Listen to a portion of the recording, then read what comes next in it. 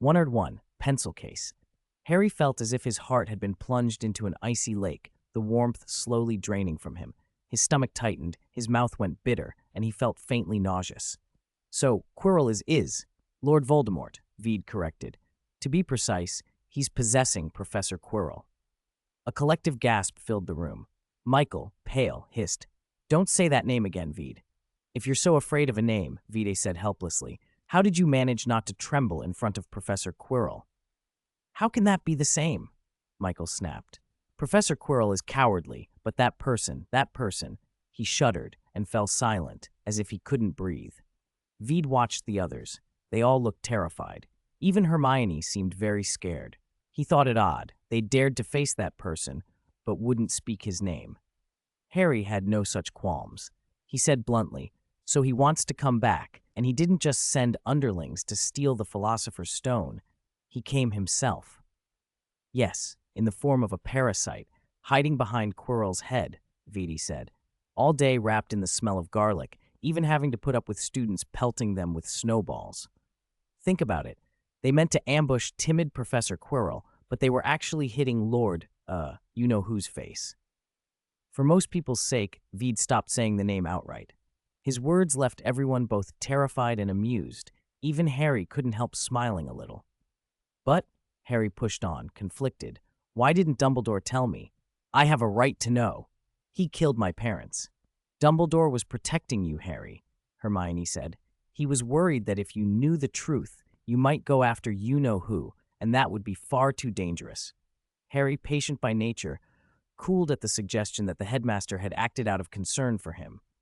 The anger at being kept in the dark eased. Still, he asked, "Then why not capture him now? While Quirrell's unprepared, if everyone acted together, couldn't they stop both Quirrell and you-know-who?" "I can only guess," Veed said slowly, "but combining what Professor Dumbledore said, 11 years ago that person did die, but somehow he didn't completely cease to exist. He's like a ghost, difficult to imprison or kill. If we act rashly, we might catch Quirrell, but you-know-who would slip away." "Don't say that name, Veed," Michael whispered. "You-know-who can come back again and again," Veed went on. "You never know when he'll reappear." Someone shivered. It was like knowing a venomous snake lived in your house, but not knowing where, ready to strike from the shadows at any moment.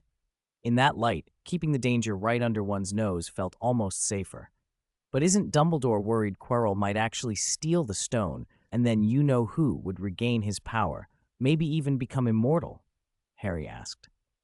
"I told you not to say that name," Michael mumbled. "Since Dumbledore knows everything, he must have set a trap where the stone's protected, waiting for Quirrell to try to take it. But that fellow is so cautious, he's been dragging his feet forever." "Maybe he realizes it's a trap," Ryan offered. "But the desire for immortality keeps him hovering near the bait, unable to give up. Maybe he's waiting for a foolproof opportunity." "What kind of opportunity would be foolproof?" Theo asked. Harry clenched his fists.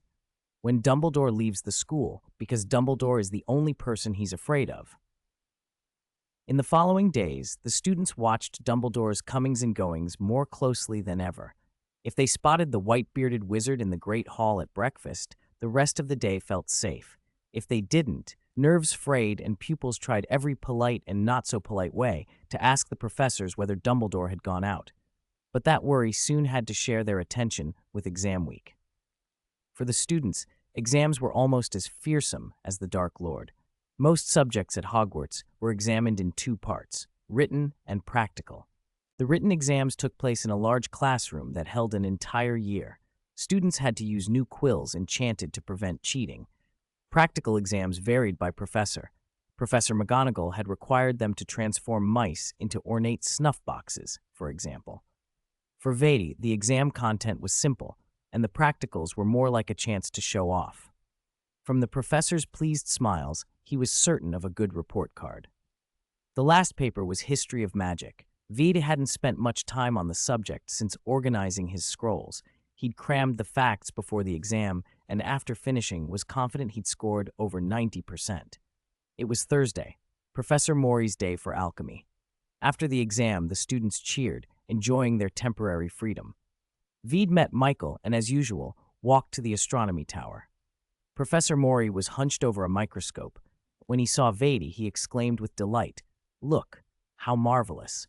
Muggles use this device to study tiny structures, even the countless cells of the human body. He eagerly showed Vade how to prepare glass slides and adjust light and focus.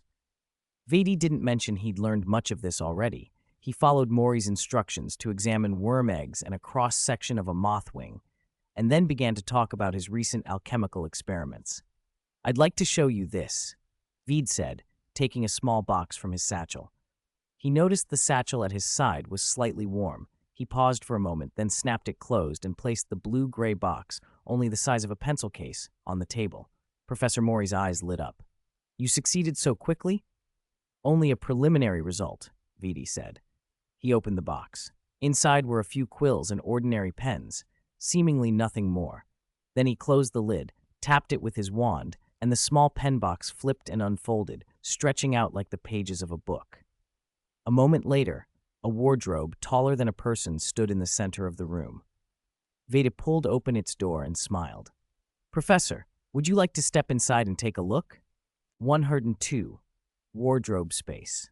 The space inside the wardrobe was still far from the small world Vade had imagined. It was only a little larger than the umbrella house, and the room itself was empty, with no decorations. Professor Mori's inspection was not of those superficial things. He didn't see like Vade did, but he had his own way of reading the magic woven into the wood. Layers of ancient runes formed a structure as intricate and balanced as a honeycomb, an undetectable extension charm linked through chains, complex yet orderly, simple yet precise. Hundreds of thousands of spells swirled like tiny vortices, stabilizing the whole while leaving room for expansion. It was only a prototype, but it had taken root and sent up tender green shoots in the perfect posture. Professor Mori studied its veins as if he could see the exact moment it would become a towering tree. When he stepped out of the wardrobe, he looked at Vedi and, half sighing, half smiling, said, "There's nothing more I can teach you about the undetectable extension charm, Vede." Vede couldn't hide his delight. His smile made him look younger than usual. "Do you have any plans for the summer?" Professor Mori asked. "Reading and studying. Nothing else," Vede answered. The professor considered him for a moment, then frowned. "Students aren't supposed to use magic over the summer. That's inconvenient for your studies, and you live in a Muggle neighborhood. Once you cast a spell, the ministry will pick it up immediately." "Actually," Vede said, "I'll stay at home a few days, then rent a room at the Leaky Cauldron. That should bypass the ministry's monitoring of the trace." Professor Mori nodded slowly. "That's a method, but not a good one. Old Tom's decent, but that place attracts all sorts. For a child to live in a pub isn't safe, nor is it a good environment. Mr. Lupin can accompany me, and he's going to teach me defense against the dark arts," Vedi offered. Mori snorted. "That's exactly what worries me." His distrust of werewolves ran deep. He simply would not trust them. He paced a step, then softened. "Go home for now. I'll speak with Mr. Scamander. He might let you visit him." "Newt Scamander?" Vede's eyes lit up. "Yes. No one handles space charms and weather charms better than he does." Professor Mori smiled. "Coincidentally, he likes Stephen a great deal. Stephen's mentioned you several times. Mr. Scamander has a very good impression of you." Vede left the astronomy tower with his heart racing, eyes bright, and steps unusually light. Newt Scamander was more than the awkward, gentle protagonist of the Fantastic Beasts films to him. He was the historian's figure who loved magical creatures, who had stood by Dumbledore, who had carried a legendary suitcase and done great things in the two Wizarding Wars, even once capturing Gellert Grindelwald. To Vede, Scamander was the kind of person who left a mark on modern magic, regardless of whether he sought the fame. Out in the corridor, he finally opened his friend account. The earlier messages had disappeared. Understandable, he'd been in Professor Mori's class for nearly 2 hours. The newest message was from Padma. "Padma, they went into the restricted area on the 4th floor." "Padma, where are you?" "Merlin, you finally saw it. I'm outside the corridor on the 4th floor. It's almost curfew. Filch's cat is watching me, and I think I just saw Peeves. Dumbledore isn't here. No one has come back." Even through the ragged texts, you could hear the fear. "Wait for me," He hurried toward the main tower, detouring through the great hall to pack a sandwich and some roasted meat. Filch stood at the entrance, scowling at lingering students. Veed nodded curtly. "Good afternoon, Mr. Filch." Filch blinked in suspicious surprise, looked him up and down as if wondering what mischief Veed was planning, then let him pass. On the fourth floor, Padma paced outside the restricted corridor, peeking anxiously as if any sudden movement would call attention. Around the corner, Madame Norris lay hunched and staring, her eyes fixed and unsettling. Veed dropped 2 small, dried fish on the floor for Madame Norris, who sniffed them and then flicked a look at him. He went to Padma's side. "Ve," she said, close to tears. Her dress was rumpled from nervously clutching it. He handed her the sandwich. "Eat something." "Michael found Professor Flitwick," Padma said between breaths. "He said the Philosopher's Stone is very safe, that he told us not to worry and to enjoy the days without exams." There was a hard edge to her voice that betrayed how little faith she had in the professor's reassurances. Professor McGonagall told Harry the same thing, said not to mess around or she'd dock a lot of points. Professor Sprout is busy with the 5th years, so we couldn't speak to her. "And Dumbledore?" Veed asked. Padma's face crumpled. "He got an urgent letter from the ministry and went to London." She sounded small and foolish as she added, "We don't have his friend account, so we can only send an owl. We don't know when he'll get it. Maybe by the time he reads it, it'll be too late." "Don't worry," Veedy said. "Remember what we talked about. Dumbledore knows more than we think." After revisiting past memories through the Pensieve, Veed had become even more convinced that Dumbledore's control over Hogwarts during Harry's first year had been thorough. What Quirrell had taken for an opportunity had been a flaw Dumbledore had allowed to exist.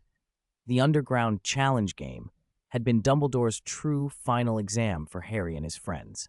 103. Deep-sea Veed couldn't just stand by and wait.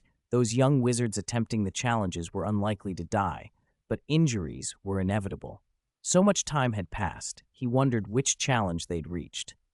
"I'll go check," he told Padma. "It's almost curfew, so you should go back to the common room. If I find anything, I'll let you know on the friend account." Padma grabbed his sleeve and shook her head vigorously. "No, Michael told me the same thing. I can't just wait. Waiting is worse than anything. I'd rather face you-know-who with you than sit here." Veed was silent for a moment, then sighed. "All right, then you come with me."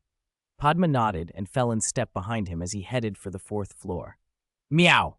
Madame Norris let out a sharp cry, arched her back, and planted herself in their path. Veedy glanced down. The dried fish Filch left on the floor was untouched. "Sorry, but we have to get through," he said. The cat bared her teeth, retreated 2 steps, then darted off and bolted downstairs. "Stupefy!" Veedy called. A red flash struck the gray cat's back. She collapsed with a thud and slid to the side of the corridor. "Perfect," Padma muttered. "She must have been trying to warn Filch. What an annoying cat." "In her owner's eyes, she's the most loyal and dutiful cat," Vide said, pushing open the half-open wooden door. Padma gasped at the sight inside. The terrifying 3-headed dog was tearing at a harp. The noise stopped as it looked up at them, low growls rumbling in its throats. Padma's lips trembled. Harry said, "It just needs to hear music and it'll fall asleep. See, can I sing to it?" She racked her brain for a song but couldn't think of any. "Music?" she asked helplessly. Vetti tossed a small ball onto the floor. It rolled away and halfway along began to play a pleasant piano tune. "What is that?" Padma asked, staring at the little orb that spun and threw off colored lights as it played. "Fur-Elise," Vetti said, "a classical piece by Beethoven." She saw Padma's blank look and added, "The ball, it's a music player." "A Muggle music player," Padma repeated. "A Muggle invention," Vetti said. "I only made a small magical modification." From the first note, the fierce dog began to droop, then grew drowsy. Soon it collapsed and slept, its 6 nostrils exhaling foul-smelling hot air, its massive body filling most of the chamber. Padma mustered her courage and stepped around it, looking for a trapdoor.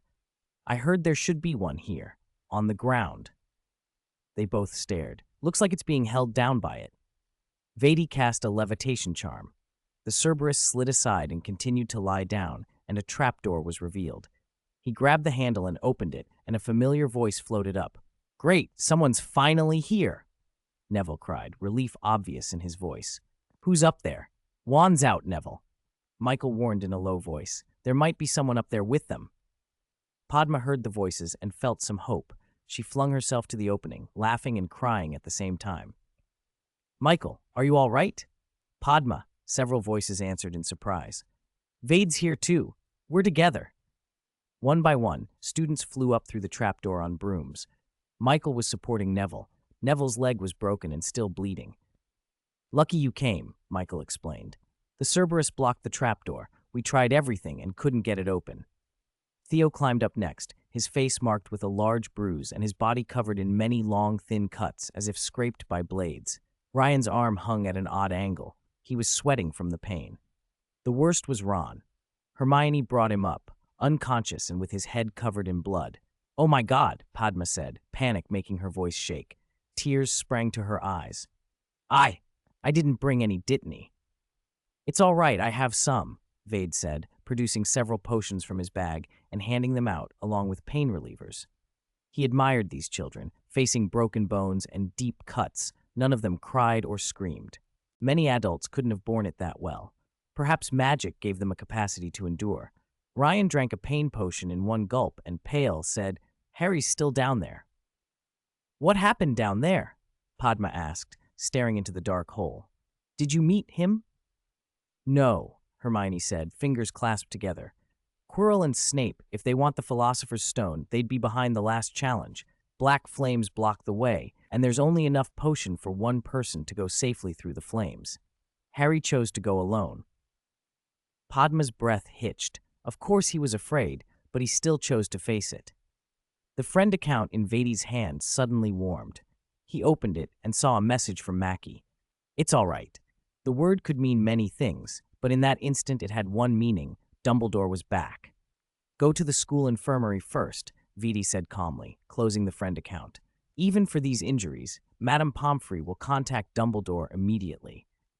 That name reassured everyone, and they hurried to the infirmary as fast as they could. Students they passed looked terrified, probably assuming a deadly battle had taken place. When they arrived, they saw a tall, thin figure hurrying down the corridor, long silver-white hair trailing almost to his belt. Dumbledore was coming toward the infirmary, carrying a black-haired boy in his arms. Harry, Hermione leaped from her broom and rushed to them. Harry Potter's eyes were shut. His face showed fresh scars. The lightning bolt on his forehead was red and swollen, as if newly burned. His hands looked blistered, as if scalded. The girl's tears fell at once. Vede looked at Dumbledore. The greatest of the White Wizards wasn't his usual calm, gentle self. Worry marked his features. Beneath that worry, however, was something else, an emotion as deep and unfathomable as the ocean. 104. Return to the secret room. Madame Pomfrey, seeing so many injured students arrive at once, was convinced a dark wizarding army had invaded Hogwarts. Fortunately for everyone, most of the wounds were broken limbs, minor in her eyes, and she set to work treating them all as quickly as she could. The difficult case was Harry Potter. He lay unconscious. After consulting with Dumbledore, Madame Pomfrey arranged a private room for him. Vede unpacked the food he had brought and shared it around. They only then realized how starved they were.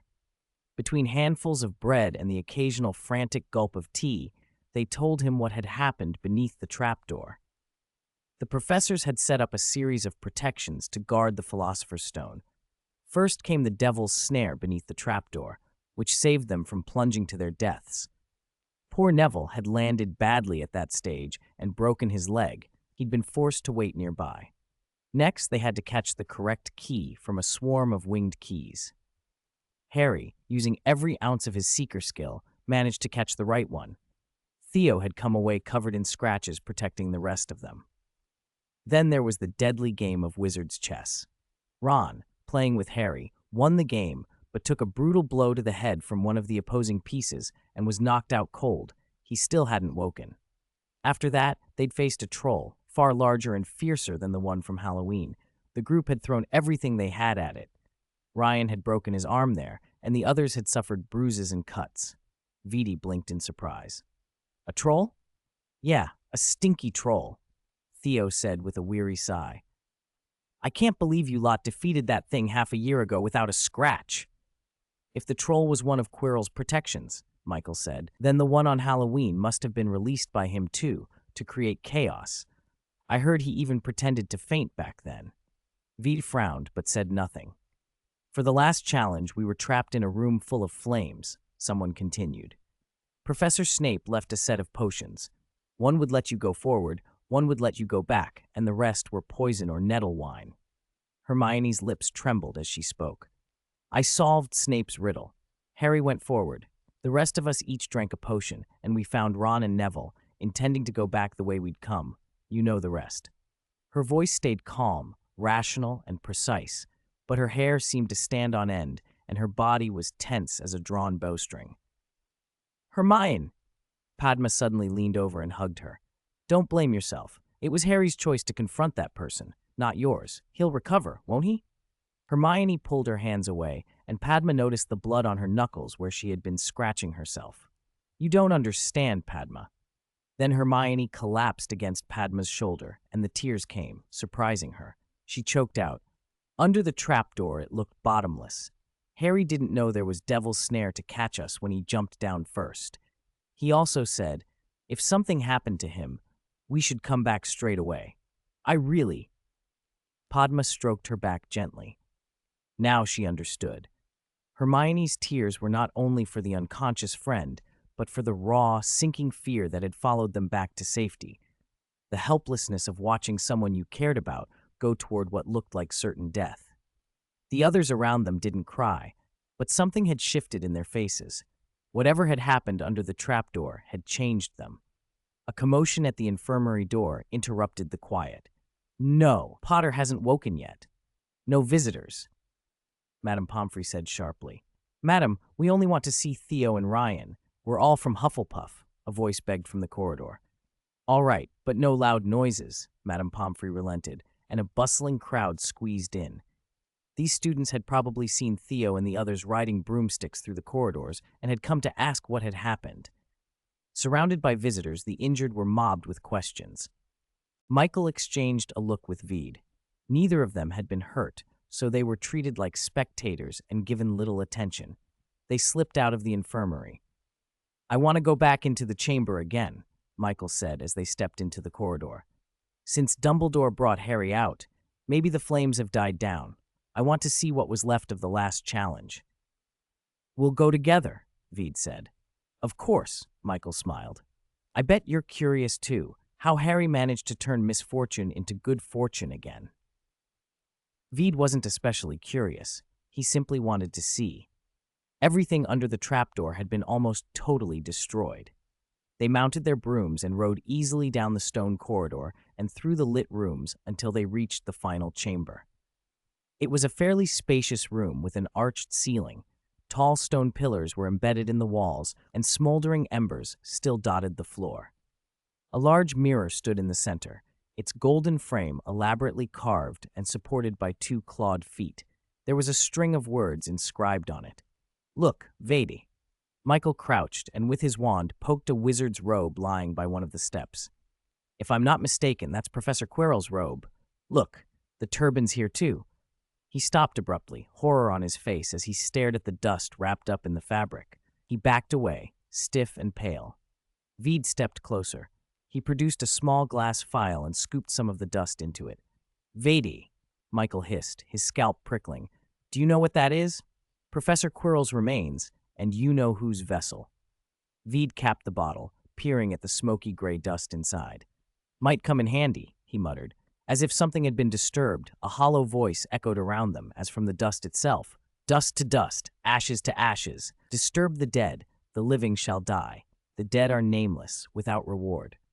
Veed Grey, Michael Corner, do you wish to embark on a journey of eternal rest? Michael's legs went weak and gooseflesh rose all over him. He grabbed Vede's arm, face ashen. Vede, get rid of that, throw it away, now. Vede felt the chill too, but then something else struck him. He bent closer to the file, squinting at the contents, and whispered, Weasley? Chapter 105, Investigation, Rumors. The moment the words fell silent, the eerie noise stopped. Michael's face, which had gone white with shock, froze, then turned to stunned speechlessness. A moment later, two red-haired heads poked out from behind the mirror, one on the left and one on the right. Huh, how did you know it was us? Fred asked, curious. You mustn't have hidden your feet very well, George said as he stepped out. Aren't we identical? Fred shot back. They'd mistaken the arrival for a professor, and panicked. Both had ducked behind the mirror, one foot tucked behind the claw-footed stand, the other awkwardly held up against the mirror like an octopus clinging to the glass. When they realized the newcomers were Vide and Michael, the twins' mischief took over. They'd meant to pretend to be ghosts and enjoy the panic, but they'd been found straight away. What are you doing here? Vide asked. The same as you, to see why our little Ronnie got knocked out, Fred replied. Fred padded over to the pile of ash and crouched, poking at it with a finger. Michael said, Then you should go to the school infirmary. Percy already went, George said, blinking. Besides, investigating in the restricted area is more fun. So this is Quirrell? Fred wondered. What magic could burn someone like this? Fiend fire, Michael guessed. He'd only ever heard of the name, and he imagined it must be far stronger than a normal incendio. Impossible, George said. Fiend fire devours anything combustible. It wouldn't leave clothes behind. It's something else, some other dark art. Won't we know when Harry wakes up and we can ask him? Vide said, eager for the answer. We did a little night raid on the library. Fred grinned triumphantly. Read a few books the professor wouldn't approve of. The Book of Spells, Secrets of Advanced Dark Arts. Fiendfire's too dangerous and too hard to control, George added. Poison with poison is better. You can pick up some very useful minor curses. They all peered at the gray mound of ash, but could make little of it. The twins pocketed a sample anyway, a souvenir for Ron, they joked, and Michael wandered the stone room, finding nothing remarkable. Passing the mirror twice, he felt a flicker of something odd. He stopped, backing away, and then turned to look straight into the glass. Michael's eyes widened. Then he flushed bright red. In the mirror he saw himself, but Vedi and the twins were nowhere. Instead he saw Padma. Her wheat-colored skin looked healthy, her oval face curving in a sweet, intoxicating smile. She wore a dark blue sari that revealed smooth, slender arms. In the reflection, she held Michael's arm lovingly. They stood pressed together, as if inseparable. For a moment he even envied the boy in the glass. What did you see? Fred asked from the side, leaning over with a teasing grin. You're as red as a beet. No, nothing. Michael snapped, hastily covering the mirror. Vidi came up beside him and looked at the words carved into the top. He read them aloud. I show not your face, but your heart's desire. He looked at Michael with meaning. Michael, beet red, cleared his throat and took a deep breath to cool his face, then edged away from the mirror. From the side it showed nothing. The image vanished. It's a magic mirror that shows your deepest desires, Fred said, standing before it and laughing. I saw our prank products making us loads of galleons. George laughed too. I saw the Quidditch cup. Vede hovered, not moving closer. Michael asked, curious, Vede, don't you want to look? Vede hesitated, then smiled. What's in the mirror is just an illusion. There's no real need to see it. Michael nodded. He understood Vede knew what the mirror would reveal and didn't need its consolation. Still, he wanted one more glimpse of Padma. The group lingered, then finally shook off the mirror's spell and prepared to leave. Vede glanced back once. The mirror stood alone in the center of the empty room, as if silently calling. He lowered his eyes and hurried after the others, as if stepping away from a whirlpool. Harry woke 3 days later in the school infirmary. During those 3 days, rumors flew through the castle like a gale. Dumbledore neither announced the whole truth nor stifled the students' chatter. Those who had gone down the trapdoor were mobbed and begged to retell their adventure. Neville, who hadn't taken part, escaped the attention, while Theo, with a voice hoarse from telling the tale, repeated it until his throat hurt. And when someone misremembered a detail, another would loudly object. No, you didn't say that before. Before long, aside from the private parts only Harry had experienced, every other detail of the story was common knowledge. Everyone knew Professor Quirrell had tried to steal the Philosopher's Stone and had been thwarted by Harry and his friends. Ron, who had made a brave sacrifice, was hailed as a Gryffindor hero. On the day Harry left the infirmary, Gryffindor boys hoisted Ron on their shoulders and carried him to the Great Hall while his brothers cheered, turning his face as red as his hair. A wilder whisper circulated, too, that Quirrell hadn't been acting on his own, but was a puppet of you-know-who, that Harry had once again defeated the one whose name could not be spoken. Few took that literally, but the less plausible the gossip, the more gleefully it spread. Did you hear? The truth wasn't like that at all. Rumors sprouted wings and flew in every direction. Dumbledore's responses were deliberately vague. When asked directly, he said, "The Philosopher's Stone, it certainly makes many people covet it, especially those who wish to evade death." The questioner understood at once. The unsaid name meant flight from death. "Yes," Dumbledore continued, his tone warm, "some of our students showed great courage and responsibility. They protected the Philosopher's Stone." He smiled then, a twinkle in his eye. "But Nicholas and Perenelle have already destroyed that stone. They chose to take an unknown path after completing some necessary business. For people who have lived a long time, death has a different kind of allure, doesn't it?" 106. Going home. The last week without classes passed quickly, and the final Quidditch match of the semester was held on the weekend. With no seeker, Gryffindor was routed by Ravenclaw. Ravenclaw's seeker circled lazily, waiting until the team had an unassailable lead before catching the golden snitch. Ravenclaw finally lifted the Quidditch Cup, much to Gryffindor's outrage, though there was nothing they could do about it. Slytherin still held the most house points. Professor Snape had been a major factor, but at the end of term feast, Dumbledore awarded 20 points to each student who had gone into the Chamber of Secrets, and an extra 50 to Harry Potter. The sudden surge sent Gryffindor to first place and dropped Slytherin to second.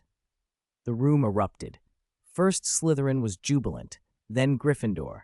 The Ravenclaws applauded politely. They had been third before the points and third afterward, and didn't much mind. Red or green streamers overhead hardly mattered. The emotional swings between Gryffindor and Slytherin were far more entertaining. At the teacher's table, the subtle shifts in McGonagall's and Snape's expressions said as much as any words. "I still can't believe it," Michael whispered to Veed. "Professor Snape isn't Quirrell's accomplice. He looks exactly like a Death Eater, don't you think?" "He does," Veed answered. "But if he were, why would Dumbledore have kept him at Hogwarts for so many years?" The day after the feast, the exam results were posted. Veed placed first in the year. Hermione topped History of Magic and Astronomy. The other members of the SSC also scored very highly, almost all of them near the top in every subject. To outsiders, it simply looked like this year's first years were unusually strong across the board. Malfoy and Zabini from Slytherin had high marks as well. Unlike previous years, the top 10 weren't dominated by Ravenclaws.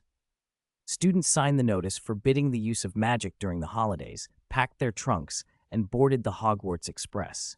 Veedy, Michael, Theo, and Ryan shared a compartment. Hermione rode with the Patils. Harry and Neville sat with their dorm mates.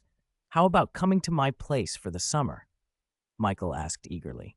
"My house is by the sea. We could take a boat out to some small islands." "Great," Theo replied. "Let's set a date. 2 months at home would be boring." "What about you, Veed? You free?" Ryan asked. "I'll be studying alchemy with Professor Mori, but I'll come if I can," Veed laughed. "I don't want to spend the whole summer buried in books." "Then wait for my message. Don't forget to check your friend account," Michael reminded him. When the train pulled into King's Cross, the compartments emptied, trunks rolled, and students scattered. On the platform, Veedy found Ferdinand and Fiona waiting. His mother hugged him first. His father helped with the suitcase. "Let's get in the car," Ferdinand said. "I've reserved a table at the restaurant." Ferdinand opened the trunk and dropped the suitcase in. Veedy almost used the levitation charm to help, then remembered they were off school grounds and suppressed the impulse. "Veed, I heard some incredible rumors at the Leaky Cauldron." After they'd eaten, Fiona's eyes widened. "That can't be true, can it? About one of your professors being a puppet of some dark lord, and your school keeping a stone that makes people immortal?" Veed met Ferdinand's quiet look and answered, "The Philosopher's Stone is real. Nicholas Flamel and his wife have lived for 6 centuries because of the elixir of life." "Oh my goodness," Fiona gushed. "I only ever read about him in stories." I can't believe he's real. What would it be like to be immortal? Veed shook his head. It gives very long life, not eternal youth. He let that hang. Fiona's dreamy picture of a mysterious, still handsome immortal collapsed. She tried to imagine a 600-year-old person and only managed a patchwork of wrinkles and missing teeth and hair, more monstrous than majestic. Ferdinand noticed the glance she gave Veed, and his expression tightened. That evening, after Fiona had gone to wash up, Ferdinand took Veed out onto the balcony. He knocked his lighter a few times without lighting it. "So, is that true?" he asked softly, lowering his voice. "The rumors about you-know-who?" Veed hesitated, weighing how much to say. Ferdinand read his pause and forced a smile that didn't reach his eyes. "Don't tell me, the truth is even stranger than the rumors?" Veed decided to be frank. It wasn't just that Quirrell was an accomplice. You-know-who didn't die outright. He attached himself to Quirrell. He was a wandering spirit. Dumbledore found out early and kept it under control. Ferdinand's hand trembled. The lighter clattered against the railing. "He didn't die?" he whispered. "Yes, but he wasn't exactly hiding perfectly. Dumbledore could see him from the start, so the whole thing was under control. People think Quirrell lost, but it was you-know-who failed." They stood in silence for a long moment until the bathroom door slid open and a shadow moved inside. Ferdinand turned back at the sound and said, voice tight, "Veed, now that you've learned magic, you can't become an obscurus anymore. Have you ever thought about leaving? Going to the United States? Australia? I heard there are good magic schools there. They might accept transfer students." Veedy sighed. "I'm sorry, Dad." Ferdinand shook his head. "It doesn't surprise me." He exhaled slowly. "But we can plan. If things ever get dangerous, you and your mother could go away first." "You wouldn't abandon me," Veed said. "Silly child," Ferdinand replied, then smiled helplessly. "How could we leave you and hide somewhere safe on our own? If things get bad, I'll go with you," Veed answered. "Also, wizards can apparate. I plan to learn it in my second year, so it'll be easier to get away if we need to." 107. Night Bus Vede had finished all his homework within the first week of summer vacation. It was easy for him. Everything he needed was already in his head, and he could write most of his essays without even opening a book. On the morning of the 8th day, Professor Maury's son, Stephen, appeared at the door. Since the streets were empty at that hour, he apparated nearby instead of coming through Vede's fireplace. There was a sudden knock early in the morning. Ferdinand opened the door and found a tall man standing on the doorstep. "Hello, Mr. Gray. I'm Stephen Maury. Is Vade in?" the man said with a bright smile. "Of course. Please come in," Ferdinand managed, stepping aside. He felt a little baffled. The wizards he'd seen usually didn't wear Muggle clothes, but this man was dressed very plainly and neatly. Ferdinand had always pictured Stephen as a small, chubby boy from the stories he'd heard, but the man before him looked like a basketball player. "Hi, Stephen. Long time no see," Vedi called from the stairs and waved as he came down. "I'm here to pick you up for Swoluochwang Manor," Stephen said, his smile widening until it reached his eyes. "You ready?" "Of course." Vedi grabbed his pencil case from the cabinet, slid it into his pocket, said goodbye to his parents, and the two left the gray house together. The morning air was crisp. Most windows were still dark, and the mist made the streetlights look smudged and distant. "How do we get there?" Vede asked. "My father told me not to apparate you because it might be dangerous." Stephen raised his wand. "Then there's only one option, the night bus." With a loud bang, a triple-decker bus squeezed out of nowhere, its headlights blinding for a moment. "Won't that wake the Muggles?" Vede blurted. "No," Stephen said. "It's under a disillusionment charm. Muggles usually can't see or hear it." "Usually," Vede repeated. Stephen laughed. "You're sharp." "Welcome to the night bus. Stick out your wand and hop on. We'll take you anywhere you want to go. I'm Stan Shunpike, and tonight I'm your conductor." A thin young man poked half his body out of the bus door and chattered on until he finally noticed them waiting at the curb. "Please come aboard, gentlemen. What are you waiting for?" he cried, already bouncing with enthusiasm. 11 silver sickles a ride. Stephen handed a galleon and a few silver sickles across. "Need chocolate, sir?" 2 sickles each, Stan called, closing the door with a flourish. "No, thank you. To Swoluochwang Manor," Stephen replied. "All right, sir," Stan shouted back. Inside, the bus looked more like a cramped sleeping carriage than public transport. Beds with brass posts lined the sides. The windows were curtained, and small candles on shelves cast a dim light. One passenger lay bundled under a blanket and nightcap, breathing evenly as if nothing could disturb him. Stan's enthusiastic voice seemed to have no effect at all. "Lie down, Vade," Stephen said, choosing a bed and warning, "This bus can get pretty wild." Vede followed his lead. Stan preened. "Speed is a man's romance." "I'd prefer that romance to be a little gentler," Stephen muttered, and the bus reacted as if on cue. It gave a frog-like bounce and shot forward so fast Vade nearly rolled off the bed. He yanked his wand and muttered a temporary sticking charm to clamp his clothes to the mattress. That kept him from being thrown around as the bus lurched and jolted. "Whoa, student, you violated the ministry's ban," Stan yelled, then burst into laughter. Stephen rolled his eyes. "Are you going to report me to the ministry?" "Of course not," Stan grinned conspiratorially. "My mouth is as secure as if it had a permanent sticking charm on it." "Sir, we have professional ethics. Shunpike, don't joke," the driver called from the front. "Understood, Ernie?" Stan saluted with a showy hand to his forehead. Despite the reckless driving, the night bus was impressively fast. Soon it dropped them off outside Suoluozhuang Manor. The iron gates slid open as if by magic and closed quietly behind them. Wizard manors were always oddly quiet compared to Muggle houses of similar size. Keeping such an estate running would require 50 or 60 servants in the Muggle world, but here house elves handled everything. "I'd have invited you to my farm," Stephen said, glancing around, "but Suoluozhuang Manor is a bit too quiet for that." "My father wanted to give you a few days of alchemy lessons first," Stephen added. "Don't you need to visit Mr. Scamander?" Vede asked. "Mr. Scamander gave me 2 weeks for summer," Stephen replied happily. "We'll do the lessons, then head out to the farm for a couple of days. After the holiday, we'll go to Dorset.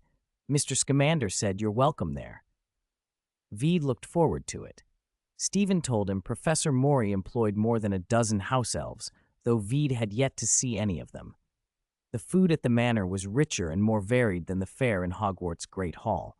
The school always piled the long tables high with roast potatoes, steaks, chicken, puddings, ample but familiar and monotonous after a while.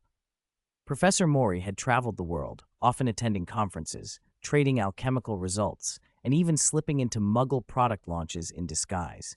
He'd brought back recipes from everywhere: Peking duck, Brazilian barbecue, Singapore chili crab, Spanish chamon, Mexican burritos. So many choices that the dining hall's menu alone was a 2-inch booklet. You could order whatever you liked, and within half an hour a house elf would silently appear with it.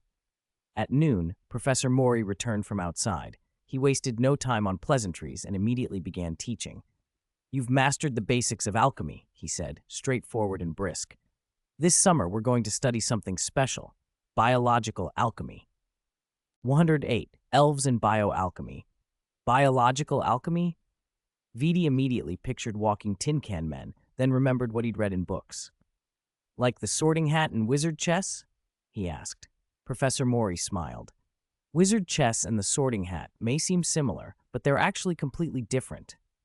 He raised a finger, and the lid of a box on the table slid open. Black and white chess pieces stepped out in formation, chattering as they took their places on the board. The White Queen shot Vede a glare of impatience. "Hurry up and play. Is there a commander?" On the other side, a knight shouted, "Let me charge. I want to break through the enemy lines." Professor Mori nodded, and the pieces fell silent. "This is wizard chess," he said. "Sometimes they give people the illusion that they have life and thought. But that's not the case. Do you know why?" Vede thought carefully. He didn't play chess often, but he'd collected a set because the pieces amused him. Watching them fight on the board, he'd noticed they behaved in a very rigid way. They always have similar personalities and say almost the same things. Occasionally, there are small changes, but they don't grow, and they don't learn from failure. Exactly. They're toys disguised as thinking beings. Professor Mori closed the box, and the lid slid shut.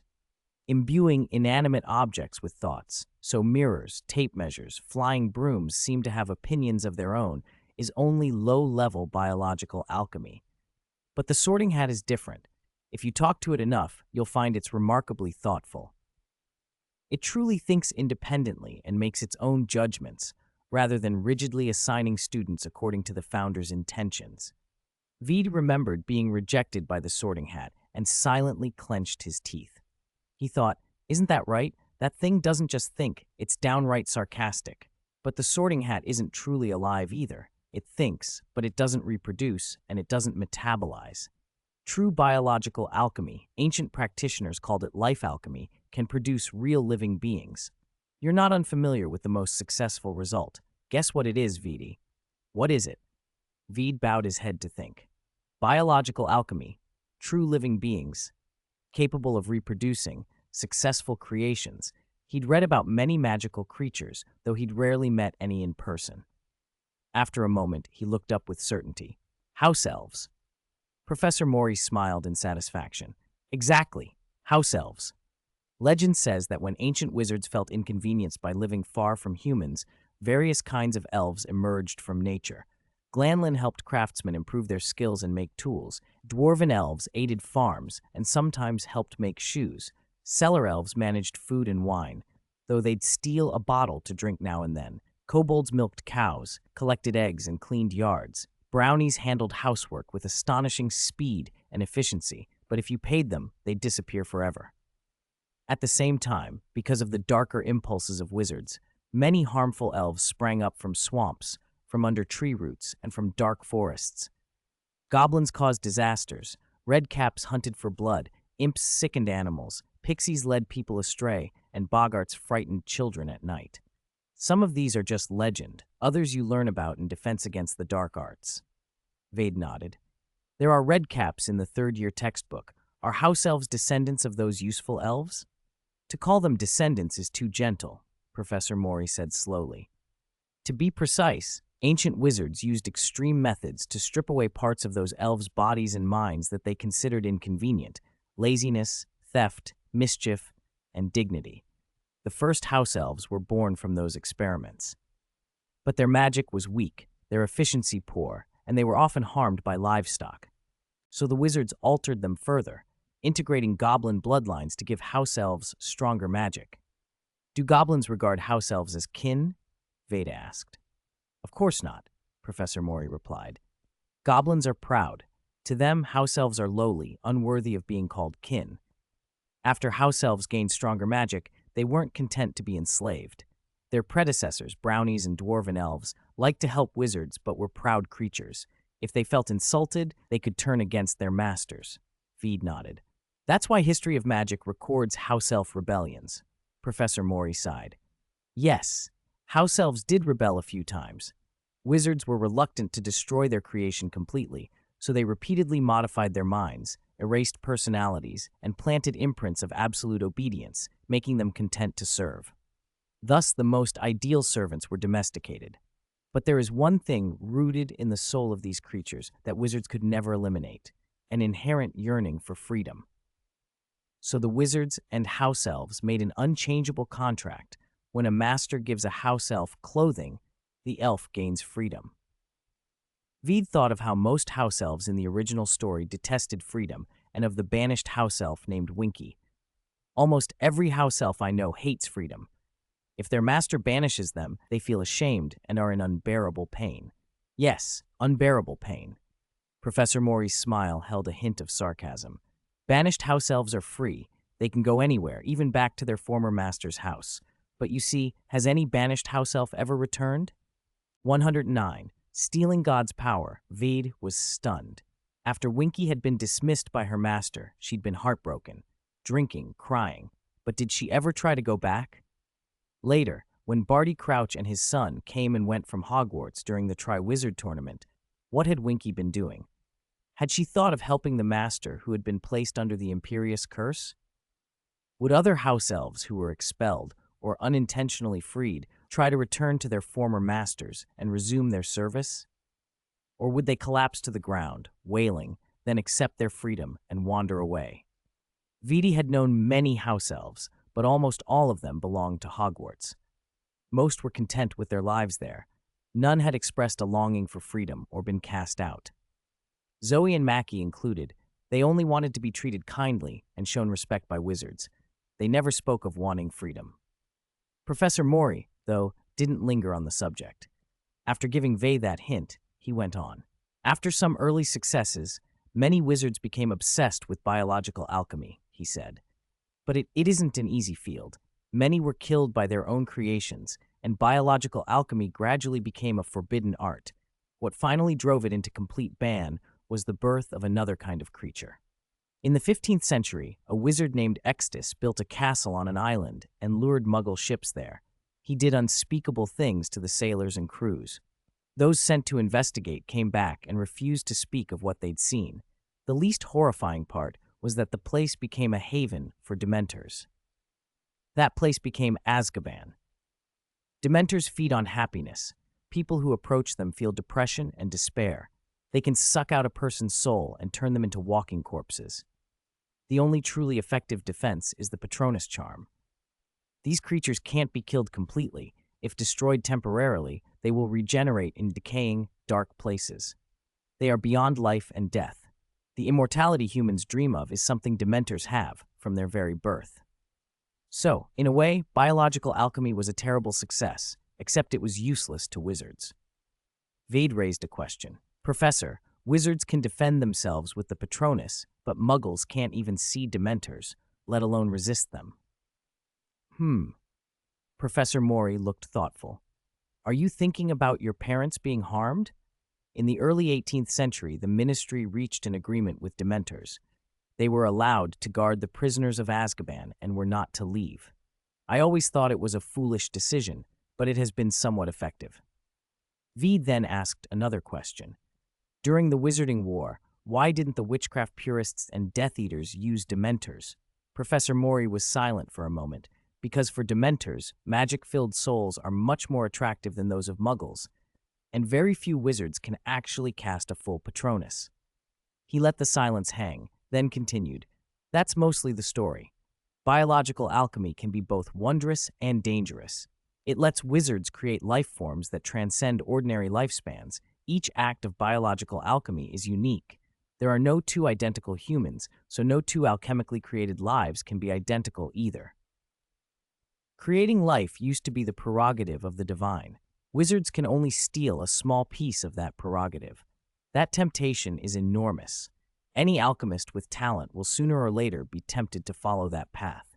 No matter how strictly the Ministry forbids it, some will always probe that forbidden area of life. I only hope that if you ever become interested in creating life, you remember what we discussed today. Remember the failed examples, and remember what I taught you. Imagine boldly. Verify carefully. On the path of alchemy, you can never be too cautious. Now, he added, what we're going to learn today is still the most basic part, how to imbue inanimate objects with thought. Professor Mori's biological alchemy class lasted only 3 days. Then he handed Vade a stack of books and a bundle of alchemical supplies and told him to learn by practice. After dinner, Stephen invited Vade to his farm. Bring any friends you like. My farm has lots of interesting little animals kids love, he said. Won't that be a bother? Vade asked. No, some of the little ones really like children. They'll be thrilled. Stephen grinned. If you've got a girl you like, this is the perfect chance. I'm only 12, Vade said slowly. What kind of love are you talking about? Professor Mori nodded approvingly. When you're at school, study hard and don't be distracted by such things. Then he turned to Stephen with an exasperated look. When are you going to get a girlfriend? Are you planning to spend your whole life with alchemies? Stephen pulled in his neck and mumbled, You told me the same thing back when I was at school. But all my classmates who had girlfriends in school ended up married right after graduation. You graduated from Hogwarts 20 years ago, Professor Mori scolded. If you hadn't been stuck on the farm all day, you could have had 8 relationships by now. At the last banquet, didn't the Shafiq family's daughter smile at you the whole time? Didn't you try to keep in touch? Stephen looked blank. Someone from the Shafiq family was there? Professor Mori's glare stopped him from answering, and since Vade was there, he didn't continue to lecture. After dinner, Stephen tugged Vade upstairs to pack. Let's go quick, Stephen said, face pinched. If my father remembers, he'll definitely start scolding again. Vade didn't mind. He quietly cast a charm on his pencil case and watched it unfold into the size of a school bag. He stuffed books, alchemy materials, and a few personal things inside, then folded it back down to pencil case size. The little bag was made from alchemy skin, and that was its advantage. It could stretch to enormous proportions. When Vede first acquired it, it had looked no larger than a caterpillar, but it could expand at will. He had folded it 7 times, front to back, so it could assume different forms from the smallest pencil case to the largest wardrobe. The whole thing was enhanced with an undetectable extension charm, so no matter how many items he put into it, they seemed to occupy another space. The only weight the carrier ever felt was the case itself. He could slip it into a coat pocket and walk around as if carrying nothing. Chapter 110, Grayling Farm. "Oh, nearly forgot this," Stephen said, spotting Veed's pencil case. He clapped his hand to his forehead, hurried out of the bedroom, and soon returned with a brown bag. "Alchemies are very sensitive to the scent of their own kind. Put your pencil case in this bag, or the alchemies on the farm might attack it." "All right." Vide accepted the bag and, out of habit, studied the runes and charm work etched into the leather. "Is this Professor Mori's work?" "Yes. How did you know?" Stephen asked, curious. "Every alchemist's work carries a signature style. If you're familiar with it, you can tell at a glance," Vade explained. Stephen looked puzzled. He couldn't see any obvious difference between this brown deerskin bag and one sold in a shop, but he was used to not dwelling on things he didn't understand. From Swoluojwang Manor, you could flew straight to Growling Farm. Stephen had named the place Growling, after a kind of winged horse, and Vede had been looking forward to it almost eagerly. He stretched in the sunlight, joints cracking as he moved, and followed the path between the red brick cottages. He'd arrived the night before and gone straight to bed in the guest room, so today was his first proper look around. Unlike the grand castle of Swoluojwang Manor, Growling Farm consisted of only a dozen small red brick cottages, giving the first impression of an old, out-of-the-way village. The farm lay by the mountains and water, with excellent views and air so fresh it felt like another world. Simple fences, hedges, and furs divided the land into paddocks and groves. Wild grasses and bright flowers dotted the fields, and the whole place felt peaceful and sheltered. Like every place inhabited by witches and wizards, Growling Farm was shielded by concealment and repelling charms, removed from Muggle maps. It hadn't been tainted by the smell of steel and gasoline. Rarely trodden by ordinary people, it was truly an animal paradise. Blue birds flitted among the branches, but they made no sound.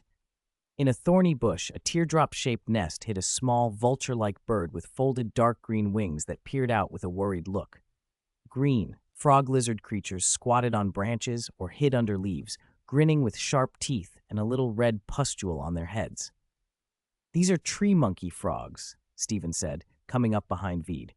He held out his hand, and one of the more ill-tempered frogs hopped onto it, its lizard-like tail curling around his thumb. Stephen stroked its head. "If they sense danger, that pustule flashes red. The pus is one ingredient used to make sneakoscopes." He nudged a branch gently. The frog leapt off and disappeared among the leaves. A bowtruckle nearly got stepped on by another tree monkey frog and shifted its leafy head back, leaves trembling slightly. "This place is really something," Vede said. "I'm starting to understand why you wanted to be a magizoologist." "It's a colorful world because of creatures like these," Stephen replied softly. "But suitable habitats are getting rarer, and protecting them is becoming harder, or even a dragon would struggle if Muggles discovered it. So I want to do everything I can to protect them and give them an undisturbed home. I want more people to realize that protecting magical creatures is important and interesting." "That's a noble goal," Vede said. "If there's anything I can help with, tell me." Stephen brightened. "I will, when the time comes, no hesitation." Although, he trailed off, eyes flicking to the trees. A sudden rustling ran through the leaves. Flocks of small birds erupted into the air, chirping and flapping. Vede turned to see a huge blue-gray creature, at least 3 meters across, gliding slowly through the forest. It hovered above the ground as it moved, egg-shaped and majestic. "Don't be afraid, an alchemy," Stephen whispered, pressing a hand to Vede's shoulder. "They don't eat people. They're a bit skittish. Don't disturb it." The Akami lunged, snapped up a small blue bird in its eagle-like beak, then stretched its neck and swallowed. Instantly, its body condensed until it was the size of a common python. It slipped through the gaps between trees, coiled around a tall pine, and shrank smaller still until it disappeared under a leaf, nearly invisible. "Let's go," Stephen said, smiling. "It'll be a while before it finishes digesting." After they'd walked a short distance, Vedi said, "I thought you'd stop it from hunting the Dyracals." Stephen shook his head. "Protecting magical creatures doesn't mean keeping them in cages and providing endless food. I want to protect them from human harm, but I won't force changes on their natural predator-prey relationships."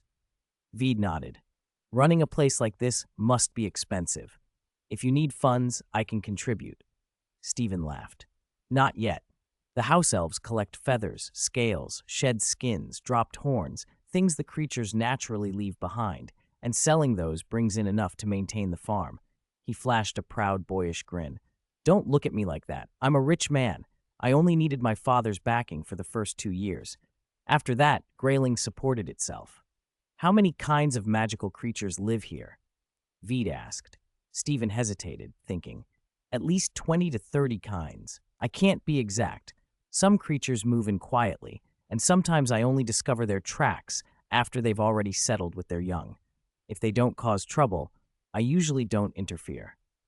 The creatures that had lived there longer, like the tree monkey frogs, treated Stephen as a companion, even a protector, and came to him readily. Veed pictured a life like that and felt a warm longing, even without being as deeply devoted to magical creatures as Stephen was. Stephen checked his watch. "Your friends should be arriving soon. Let's go meet them." Many readers have been asking about the publication schedule. I've already discussed it with the editor. It will probably go live this Wednesday. There will be a big update on the day it's listed. I hope everyone will support the release with a subscription. Last night, Veda had posted on his friend's account, and Michael, Neville, Hermione, and Theo had all said they'd come. Padma asked if she could bring her sister. Ryan was traveling in Italy with his family and wouldn't be back for a few days. Harry, however, hadn't sent a message. Green flames flared in the fireplace as everyone arrived one by one. They were used to seeing each other in black school robes. Now, dressed in casual clothes, they made a striking sight. The Patil sisters, in particular, wore dazzling long dresses, light makeup, and gleaming gold jewelry at their wrists and throats. They looked radiant and elegant. "Good morning. We hope we're not late," they said together. The Patils were already beautiful. Side by side, their charm felt multiplied. Michael, who'd been watching the animals outside, practically apparated to the fireplace when he heard their voices and raised a hand in greeting. "No, we just got here too," he said cheerfully. Miss Patil, welcome to Growling Farm." Stephen raised an eyebrow at Vede, a look that spoke without words. "Such beautiful girls. Why aren't you more forward?" Vede merely shook his head. Stephen probably picked up his matchmaking instincts from his father's constant encouragement to settle down. Neville stepped out of the flames, letting out a long sigh of relief. "Gran originally didn't want me to come," he admitted, still a little anxious, but she changed her mind when she heard that the first and second years in our year were coming. No sooner had Theo arrived than the Patil sisters gasped. "What's wrong?" he asked. Everyone assumed they were under attack and rushed over. "My necklace and earrings are gone," Padma cried, touching her empty lobes. "And my bracelet and hairpin," Parvati added in a panic. "They just vanished." Stephen understood immediately. "It's a niffler," he said with a helpless smile. "They love shiny things. Don't worry, I'll get them back." He whistled, and a swallow-tailed dog with a forked tail came trotting over, sitting up like a soldier. Stephen stroked its ears and murmured a few words. The dog shot off. It returned shortly after, holding a blue-black niffler in its mouth, the creature part platypus in appearance. The dog wagged its tail proudly, as if begging for praise. Stephen took the niffler, patted the dog's head, and praised, "Good boy." "This is a niffler?" Parvati peered at the little animal. "But I don't see any jewelry. Did it hide them in a hole?" "This is a Norris niffler, different from an Irish niffler," Stephen explained. "It has a magical pouch. Watch." He held the niffler by its hind legs and shook it upside down. The Patil sisters' gold jewelry clinked out, along with Akami eggshells, golden cutlery, and other shiny odds and ends. When he set the creature back on the ground, it was furious. It pawed the items back into its pouch with tearful determination and then scurried off. "You'd better stow away your jewelry," Michael advised. "Otherwise a niffler might take it again." "Look, those are fairies," Theo suddenly said. Everyone turned. At first glance, the things flitting among the flowers looked like dragonflies. On closer inspection, they were utterly human in form, apart from their colorful wings. Tiny, exquisitely featured people clothed in petals and blades of grass, darting about busily. Sometimes they paused to rest on a leaf. The group watched in silence, afraid to startle them. One fairy, drawn by a scent, flew toward Padma, but after circling twice, landed on Theo's finger instead. "Merlin," Parvati breathed. The little green-haired fairy held a tiny wand, whose tip sprayed flecks of gold and red as it fluttered. Another fairy with translucent wings buzzed over, and the two hummed together before flying off side by side. Theo touched his finger, feeling slightly dazed. "Some wizards use fairies as decorations," he murmured. "They bind them to candelabras or Christmas trees." Stephen sounded faintly regretful. "They do, but they're far more beautiful when they fly free." "Fixed to a candelabra?" Padma asked. "Can they even live that way?" "Some people release the fairies they've used," Stephen said. "Not everyone is willing to, though." "Do they feel pain?" Theo asked quietly. "People always say fairies are low in intelligence, more like insects." "As long as it's a living thing," Stephen replied, "how could it not feel pain? It's just that arrogant wizards don't bother to imagine what that feels like." The comment hung in the air and silenced the young wizards. Each seemed to take it personally. Hermione arrived in the afternoon, looking worried. "Have any of you been in contact with Harry recently?" she asked. They shook their heads. "He doesn't seem to have logged into his friend account at all," Hermione said anxiously. "I even sent an owl. I rented one, to be sure. But he hasn't replied. It's the same with Ron." "Could something have happened to Harry?" Theo frowned. "Maybe he's being kept by his Muggle relatives," Michael said bluntly. "I always suspected he wasn't treated well." "Imprisoned? Muggles would do that to him," Parvati said, appalled. "Why don't we all go and see?" "Good idea. Make it a group visit," Michael said enthusiastically. "No," Veed cut in. "Turning up in a Muggle community with this many of us would be too conspicuous. I'll go check on him myself." "What can you do? You're just a kid," Stephen said. "I'll go with you." "I want to go too," Hermione protested. "None of you need to," Veed said firmly. Seeing Theo about to argue, he added, "Besides, I won't go alone. I'll ask Remus to come with me." At the name, Stephen frowned, then recognition dawned. Oh, Remus Lupin. He was close with James Potter. Stephen had been nearly finished with school when James Potter had enrolled. They hadn't been in the same house, so they didn't know each other well. Still, the quartet's names and deeds were well known, and if Harry Potter truly were in danger or being mistreated by Muggles, Remus Lupin, an old friend of Harry's father, would be the right adult to ask for help. 112. The Past. When Vadi stepped out of the leaky cauldron's fireplace, Remus Lupin was already waiting. Compared to the first time they'd met, he looked much better. His robe was dark blue and whole, not the patched thing he'd worn before. The worry and haggardness had eased from his face, replaced by the calm composure and a faint melancholy that age seemed to bring. He had a quiet sort of charm. Vade noticed a few young witches stealing glances, which Lupin ignored. When he saw Vade, he smiled and walked over. "Long time no see, Vade."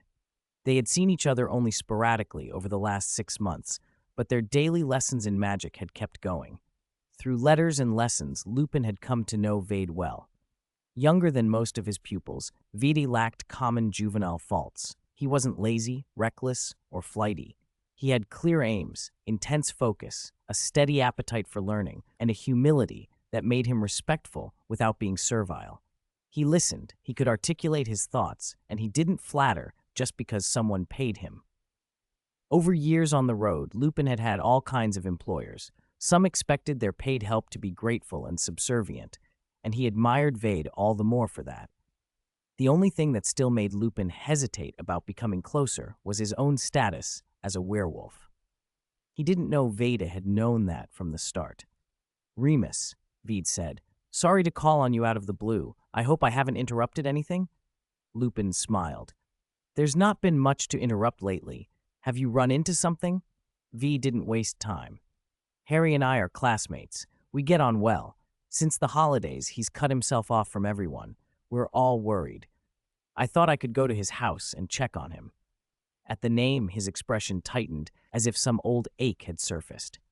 Veed watched him and added, I heard Harry's parents were friends with you at school. I thought maybe you'd help. If it makes you uncomfortable, never mind, Lupin said after a pause. I suppose Harry's fine. Dumbledore would have stepped in if something was very wrong. Lupin's face betrayed the truth more than his words. No, it's not uncomfortable, he said slowly. I want to see him. It's just, I don't know if I should get close. He looked almost dazed. If you want to see him, then go, Vade said. Who can stop you from checking on the orphan of an old friend? He might need help. The word orphan hit Lupin sharply. He shifted, then nodded. You're right, I should have gone sooner. Once he decided, there was no more hesitation. They changed into plain Muggle clothes to avoid attention, took the subway, and then a taxi out to Little Winging, Surrey. On Private Drive, the houses all looked the same. Lupin peered along the row. Veedy, do you know which one is Harry's? Veed checked the numbers and the name on a mailbox. It should be around here. His uncle's name is Dursley. Dursley? Lupin frowned. Vernon Dursley, Lily's sister's husband. He was at Lily and James's wedding. Veed, who had pictured James as a typical school bully and assumed a muggle like Vernon would be an easy target, was puzzled by Lupin's tone. Lupin took a breath. He's the rudest muggle I ever met. At the wedding, he asked James what kind of car he drove. James said he had a racing broom. The memory tightened his features. Vernon loudly declared that wizards were a bunch of dole scroungers. James told him he had quite a sum in Gringotts. Vernon didn't know what Gringotts was, thought James was mocking him, and he flew into a rage. Lily cried, and they left. Lupin gave a bitter little smile. James would do anything for Lily. He promised he'd make up with Vernon, but you see how they see people like us. Freaks. Veedy understood then that there had been bad blood. Lupin's voice turned contrite. I should have come to check on Harry sooner. I didn't know he'd been left with the Dursleys. We weren't in a position to raise a child properly back then, Veed said softly. They reached the house.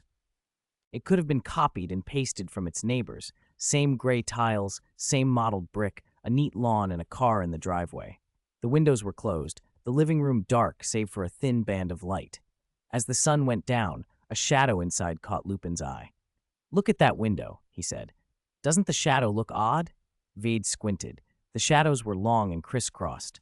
It looks sealed from the inside. Lupin's voice turned cold. Now we know why Harry can't communicate. Take it easy, Veed warned.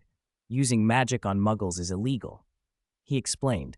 Letting the Dursleys know about magic wasn't a breach of the statute of secrecy when they were guardians, but actively using magic against muggles, especially to harm or imprison, was absolutely forbidden.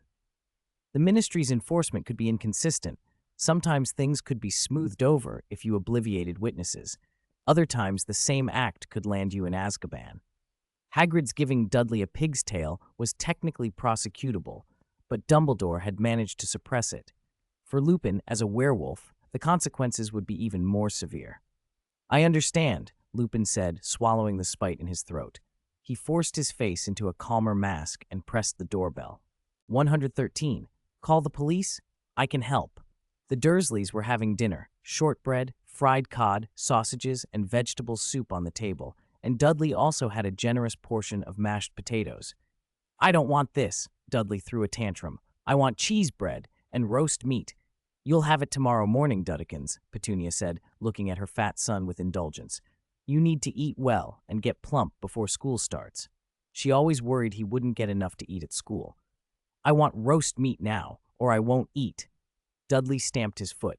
Tears welled up as if some terrible injustice had been done. Petunia instantly panicked. All right, just a moment. Mummy will make you roast meat right now. She rose to go to the kitchen when the doorbell rang. Who on earth could that be? Petunia asked. Not expecting anyone. Perhaps it's the postman. Vernon, who had meant to make Harry answer the door, suddenly remembered that he'd locked the boy up and got up himself. Outside stood two strangers, one tall and one short, both impeccably dressed and bearing an air of calm authority. They weren't carrying any post. "Hello." Vernon's irritation at being interrupted faded as he recognized one of them and tried to place him. "Is there something you need, sir?" Petunia came out to see who had arrived and felt a jolt of recognition. "Hello, Mr. Dursley," the taller man said quietly. "I have important business, but it's not with you." Vernon, puzzled, stepped aside as the man, whose name he didn't yet know, walked into the house. "Wait, who are you looking for?" he demanded, hurrying after him. Petunia suddenly gasped, her hand trembling as she pointed. You're that best man, Remus Lupin." Lupin looked at Petunia and said, "It's been 12 years, Mrs. Dursley." Vernon stared, bewildered, then remembered the story Petunia had avoided talking about and sputtered, You're a wizard?"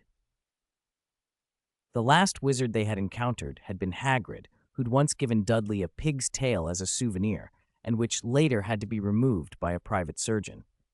Dudley, who had been gnawing on a piece of fried cod, let out a terrified shriek, dropped his plate, frantically clapped his hands over his backside, spun around twice, and bolted for the bathroom, slamming and locking the door. "Oh, my poor Duddekins!" Petunia rushed after him, but the door slammed almost in her face. Vernon, shaken, backed away and grabbed a dining knife with both hands, pointing it warily. "What do you want?" "Get out, Petunia! Call the police!" Lupin didn't look bothered. He headed for the stairs.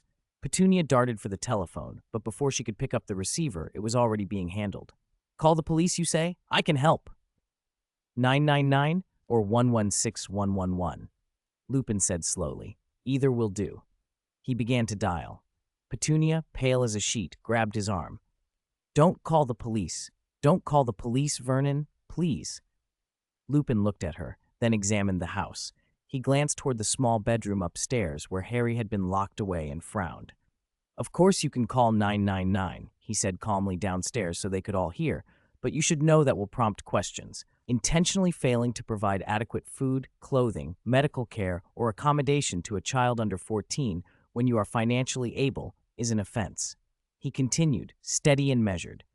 "If I'm not mistaken, Harry is locked in the room upstairs, and the windows are nailed shut. Imprisonment of a child, child abuse and neglect, physical abuse, emotional abuse, domestic violence are all criminal offenses. If this is reported, you could face fines and imprisonment. Your actions may violate the Prevention of Cruelty to Children Act, the Guardianship of Children Act, and the Children Act enacted a few years ago. If you don't believe me, check. Or call the police and let them decide." Vernon's small eyes darted, alarmed.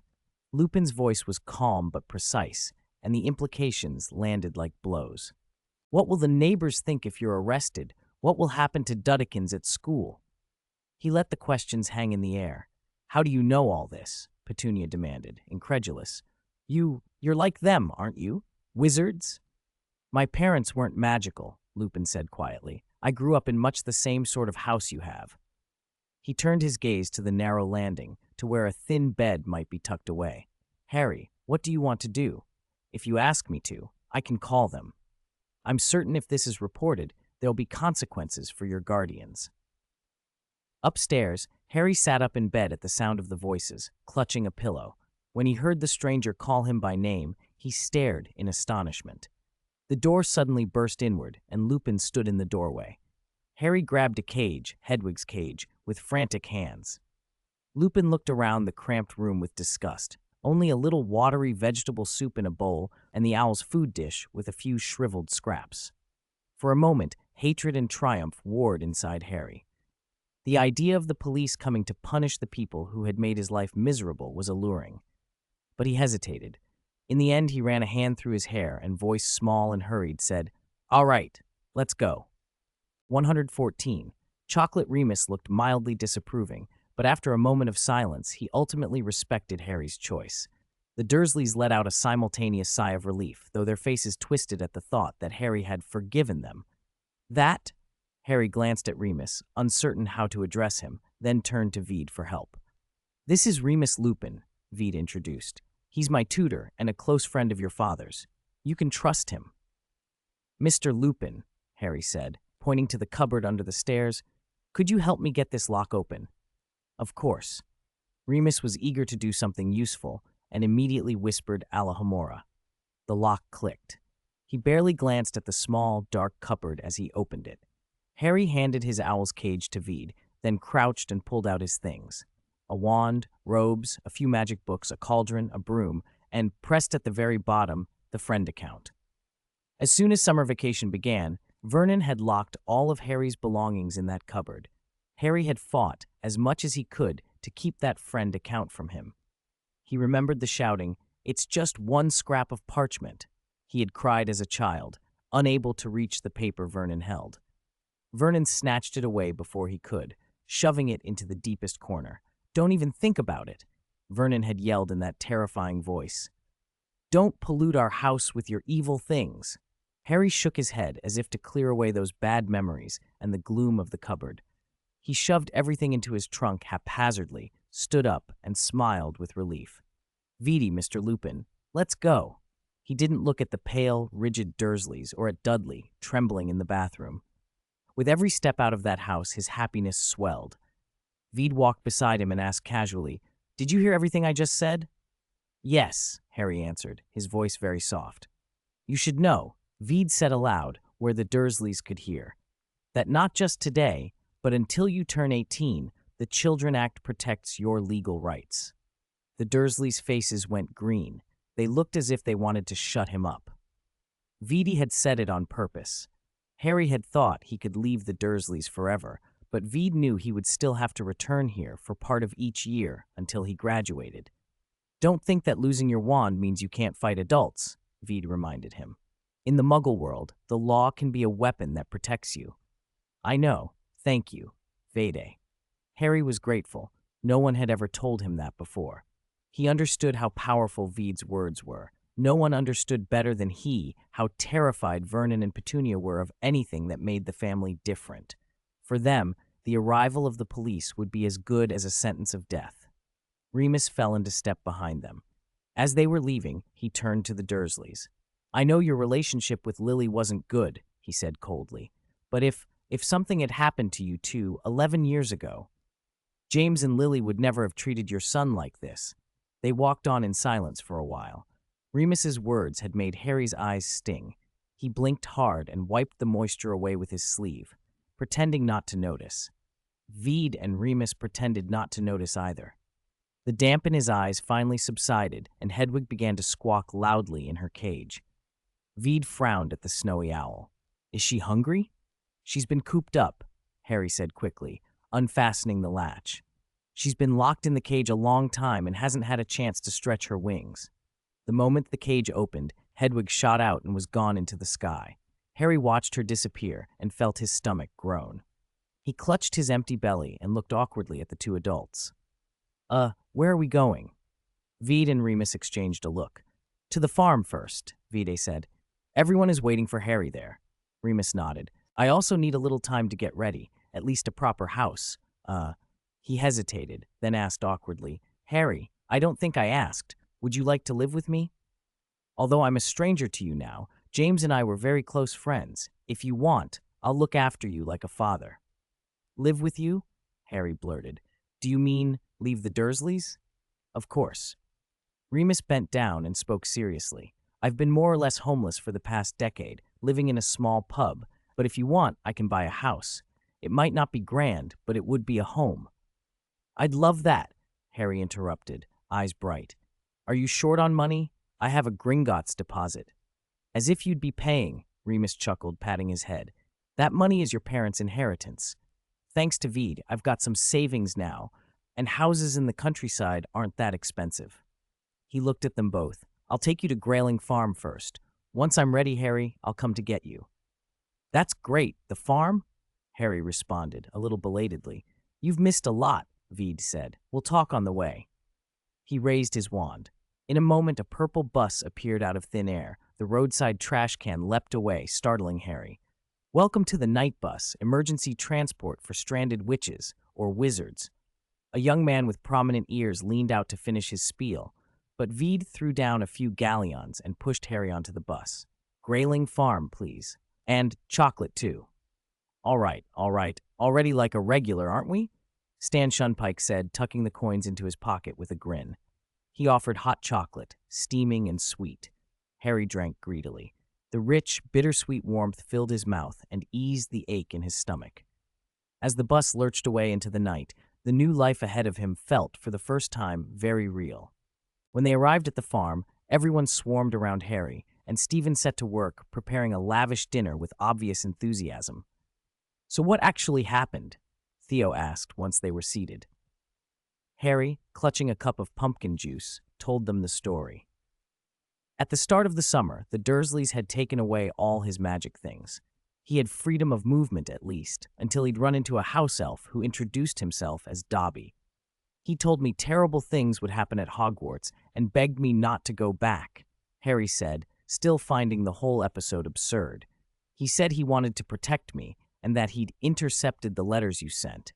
He even used a levitation charm to overturn the meal Aunt Petunia had prepared for guests, ruined Vernon's business." Hermione and the others watched him with worried faces as he tried to tell the story lightly. "Then the Ministry sent a warning and they locked me up until Vidi and Lupin came to get me." "That's very odd." Theo frowned. "House elves shouldn't act on their own or use magic without orders from their masters." "Who could have done it?" Hermione asked, looking around. "It must be Malfoy," Harry said. "He hates me." They talked for a while about the probable misdeeds of the Malfoys. Michael noticed Vede had been quietly silent through the conversation. When yawns began to spread, Vede said, "Go to bed. The farm is warded. House elves won't be able to get in without permission." Harry nodded. Bit by bit, he found himself agreeing with the others. Maybe Dobby had been set on him by the Malfoys to make trouble, and it would be foolish to take the elf's words at face value. Everyone went upstairs to their rooms, but Michael lingered behind. "Vede," he asked quietly, "are you still thinking about that house elf's warning?" "What do you think?" Vede asked in return. Michael hesitated, then said, "My family never had house elves, but my father used to say their actions are usually driven by their masters." "Still," Michael continued, "anything with a mind of its own can surprise you. House elves betraying or even killing their masters is rare, but not unheard of. There's nothing to worry about," he added more naturally. "Dumbledore is still around." Michael admired Dumbledore so much that it showed in the way he said it. For most of the previous year, he had lived in a low hum of anxiety, afraid the Dark Lord would strike the students at any moment. But the events that followed proved that the one who had once cast a terrible shadow over Britain had been outmaneuvered by Dumbledore. What could be more comforting than that? "Indeed," Vede nodded. "I'm hoping Hogwarts will be peaceful this year." Michael went up to bed. Before he left, he glanced back and saw Vede sitting at the window with a newspaper and a candle flickering at his side. Silver, frost-like moonlight spilled over him. An owl flew across the sky, and Vede's eyes were fixed on an advertisement. Gilderoy Lockhart will be signing copies of his autobiography, Magical Me, in Diagon Alley. That night, Harry, though exhausted, opened the friend account he'd neglected for so long, the little enchanted link that connected him with Ron and Hermione. He had assumed they'd forgotten his birthday when no wishes arrived and been hurt. After Dobby's appearance, he realized they had been sending gifts that the house elf intercepted. He wanted Ron to know he hadn't been ignoring them, but had simply been unable to reply.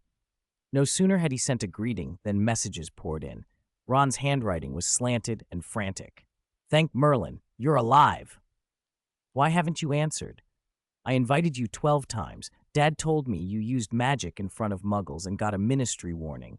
Are you all right? I'm going to take Dad's car to fetch you. Fred and George will come too." Every time Harry tried to reply, another frantic message would appear. When he finally managed to send a brief answer, "No need, I've already left the Dursleys," Ron immediately asked what had happened. Harry slowly explained the whole thing and told Ron what everyone suspected about Dobby and the Malfoys. A loud thump at the bedroom window cut him off. Hedwig was perched there, looking at him solemnly. He opened the window. She patted in and dropped a fresh dead mouse on the table, nudging it with her paw.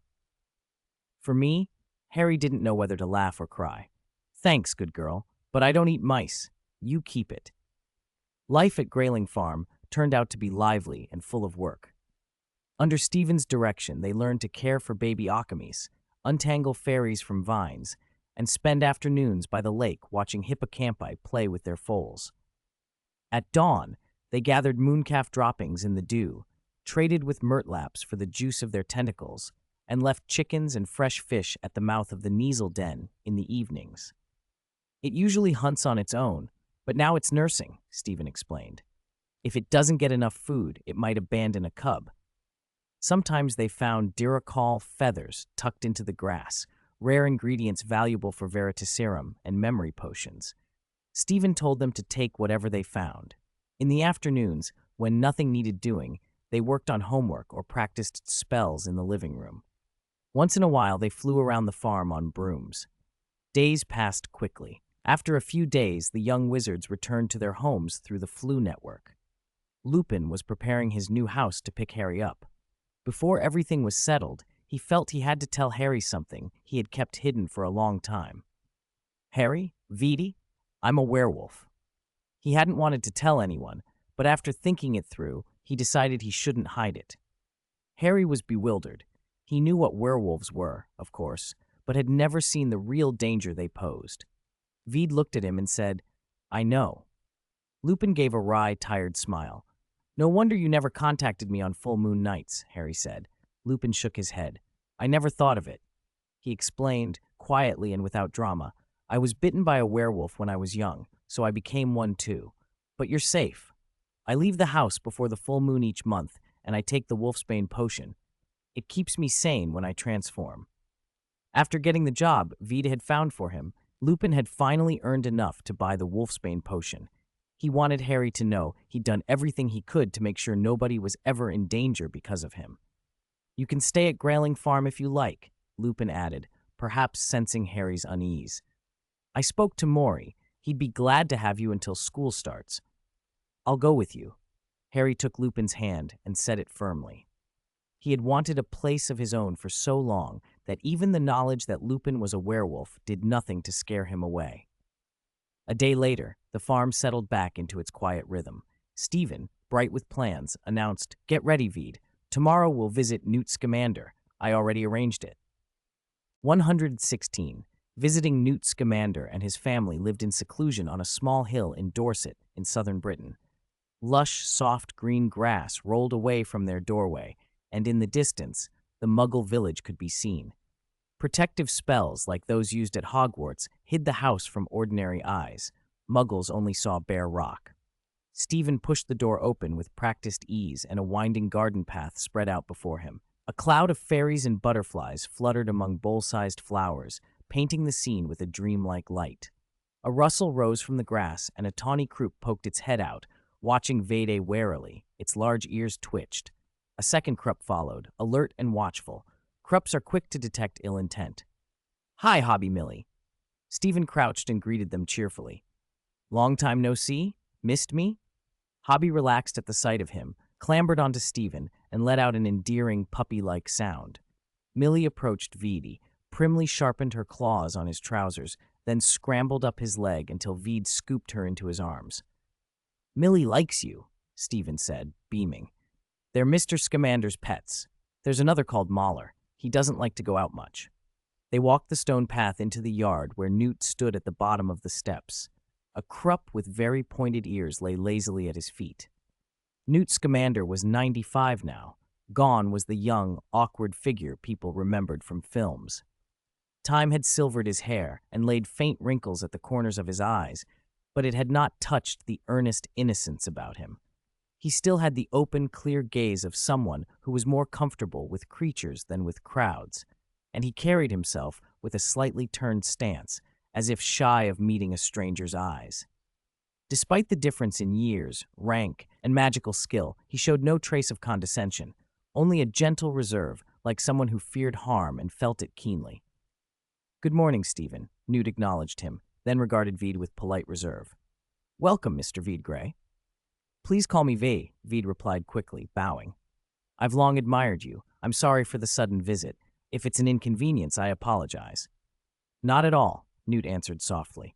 "I'm very pleased that a promising young wizard wants to learn about these creatures." A boy with brown curly hair stepped out from behind Newt and flashed Veed a bright grin. "Hello, I heard the friend account was your invention?" Manners, Rolf, Newt reproved gently, neither harsh nor indulgent. He did not quite carry the thunder of a grandfather in his voice. Rolf pulled a face at the mild scolding, then offered his hand. Hello, I'm Rolf, Rolf Scamander. Nice to meet you, inventor of the friend account, Mr. Vady Gray. Rolf's grin was earnest and unapologetic. Hello, Vady shook his hand. Do you want to see my grandfather's animal sanctuary? Come with me. I'll be your guide. Rolf hauled Veed forward with enthusiasm. Newt and Stephen followed behind, smiling. I heard you went to the United States once? Stephen asked. Yes, to see an old friend. Newt sighed. I had sent one of them to America about 70 years ago. I didn't expect I'd have to deal with its offspring here again. Stephen's eyes widened. Was it a thunderbird? It was. Newt's voice grew sad. It was severely injured, protecting its chick, and didn't receive treatment in time. Thunderbirds can call lightning and storms, so they're often hunted by poachers. Damn poachers, Stephen said angrily. I've always wanted to see a thunderbird. They had the nerve to hurt one? Then your dream can come true today. Newt forced a small smile. After Frank died, his chick lost its guardian. To keep it safe, I brought it back. Rolf barely listened to the grown-ups. He jabbered on about the friend account as they walked. It's amazing. Our whole family has one. Grandma's got the most. She has 3. I've got one with Grandpa, one with Grandma, one each with my mum and dad, and one with my uncle. Chatting on paper is way more fun than talking face-to-face. Only one thing. Messages don't stick around long enough. Sometimes I nap and miss Mum's messages, and then she scolds me. Oh, come on. He set a brown leather suitcase on the ground, opened it, and crawled in with the ease of someone who'd been doing it since infancy. When only his head and shoulders remained outside, he waved back at Vady and then vanished as if swallowed by the leather. Veed had seen this on screens in a previous life and smiled. He followed without hesitation. The suitcase mouth was narrow, but its inside had been magically expanded into a portable miniature world. A set of steep stairs led down to a little storeroom filled with curiosities, boxes, jars, and odd tools, many of them ancient. There was barely time to glance at the relics before Rolf called from ahead. Hurry up! Rolf threw open a flimsy wooden door. The hinges creaked, and a cool, damp wind carrying the smell of animals swept over them. Beyond the threshold, a startlingly vast landscape unfolded. Vady stopped, breath caught in his throat, his heart hammered. Standing inside a space conjured by magic, seeing it for himself instead of on a screen, felt utterly different, like the world had been lifted and set down again with a new depth. Magic, how marvelous. Rolf, who'd grown up playing here, was unimpressed by Vady's astonishment. He tugged Vade by the arm and led him onward. Soon they came upon a stretch of golden sand, punctuated by several towering stone pillars. In hollowed niches carved into the pillars slept a chick with 3 pairs of wings and a long, slender tail. Its eyelids fluttered and the soft feathers trembled in the breeze. Rolf put a finger to his lips and crept forward, then motioned for Veed to bend close and gently extend a finger. Just as he did, 117, luggage and pen case. When Vady was only a few centimeters from the chick, a faint tingling ran through his fingertips. At the same moment, he saw Rolf's hair stand on end like a porcupine. Vady knew he must have looked the same. Rolf gave a silent laugh, then tugged Vady's sleeve, and the two of them slipped away from the stone pillar like a pair of thieves. After turning a corner, they found themselves in a warm, humid bamboo grove. Rolf burst out laughing. Isn't it brilliant? Thunderbird chicks are born with electricity. He laughed as he cupped water from the bamboo leaves in his hands to slick back his messy hair. Vady drew his wand. Aguamenti. A stream of water poured down the bamboo branches. Rolf gave a thumbs up. The two of them tidied their hair with the clear water. Vady noticed a dung beetle, larger than a swallowtail dog, slowly pushing an equally large ball of dung past them. Newt's suitcase was more miraculous even than Grayling's farm. Walking a short distance inside it felt like stepping into a new world. Turn a corner, and the bamboo became a tropical grassland. Wander a little more, and you were in a rainforest. Icy snow and blooming flowers were separated by nothing more than a curtain. On either side of some giant rocks, sand met water. A tiny cave in the distance expanded into a vast stone cavern as soon as you stepped inside.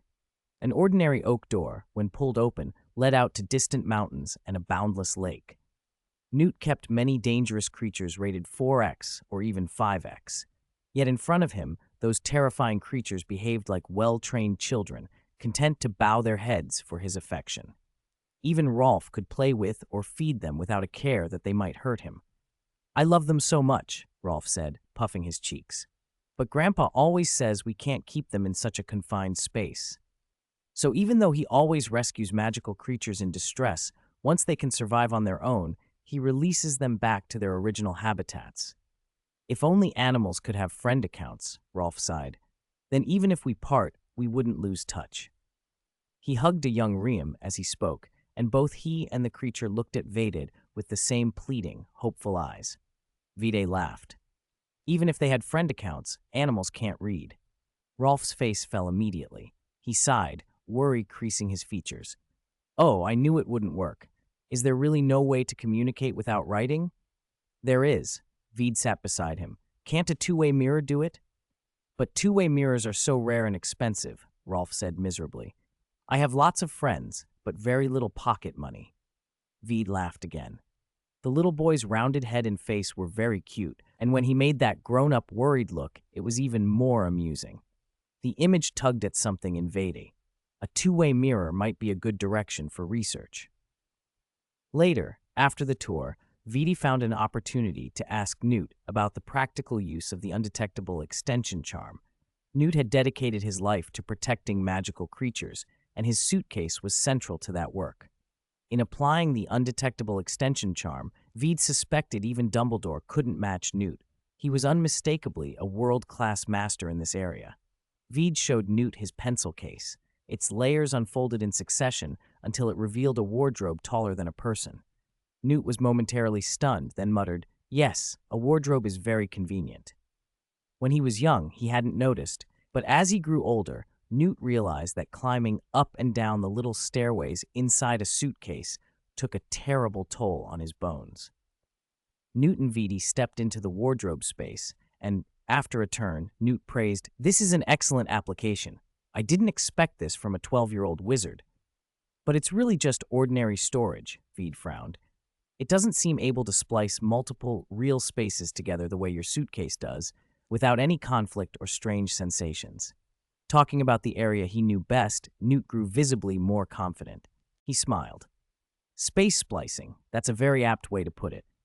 Indeed, many real spaces are spliced into my suitcase," he went on. Vede asked, thinking aloud, "Do you mean it's like folding a piece of space and unfolding it inside the case? It's not quite that simple." Newt held up a hand, and after a moment's thought, explained, "You know, for magical creatures, the most dangerous things on this planet aren't predators but humans. People keep converting natural environments into steel and concrete cities, and habitats suitable for animals are disappearing. To preserve proper homes for the little ones, I use a severing charm to section off an area before the muggles destroy the local environment. Then, the shrinking charms and enlarging charms help transfer it into the case." He spoke simply, but Vede understood how difficult that work must be, almost as hard as moving a skyscraper. To give a simple example, before the Christmas holidays, Vede had watched older students try to haul a tall spruce tree to be the school's tallest Christmas tree. Even a tree Hagrid could carry alone required 5 or 6 students casting levitation charms at once to lift it into place. Newt's suitcase, by contrast, held entire snowy mountains. "Sometimes it's less troublesome," Newt continued. "You can use a space connection charm to link a part of the space inside the case with the outside world, so they're connected. See that lake? It's connected underneath to Loch Ness in Scotland, and the Kelpie can travel between the two. Of course, that carries the risk of invasion, so you have to be very careful which spaces you choose to connect." "How do you ensure the stability of the space inside the suitcase?" Vede asked. "I've heard that if a spell fails, the objects inside can burst the container. You don't seem worried about that." Newt grinned, a touch smug. "Well, that's a little trick I picked up on my travels. I learned a way to separate the spaces from the magical creatures." 118. Farewell to Scamander. At dinner, Vede met Newt Scamander's wife, Tina. Though well into her later years, she retained a graceful beauty, white hair tucked behind her ears, a neatly tailored dark green dress, and an effortless elegance in the way she spread butter on bread. With a single look from Mrs. Scamander, both the famously reserved Newt and the mischievous little Rolf would sit obediently at the table, waiting for the meal to begin. Life in the Scamander household had its own peculiar charm. Almost every morning, everyone pitched in to care for the assortment of creatures kept in Newt's suitcase. Perhaps because Newt was so well known among magical beasts, injured or distressed animals sometimes sought him out. In the few days Vade had stayed, he had seen 2 hippocampi caught in fishing nets, a sea serpent that had swallowed a plastic bag, and a demiguise burned by an unknown cause. Newt was adept at healing spells for animals. He performed surgeries and delivered young. Some small creatures were so comfortable there they refused to leave even after they'd recovered, behaving like spoilt children, playful and demanding, and Newt, unable to refuse, muddled along and let them stay until they decided otherwise.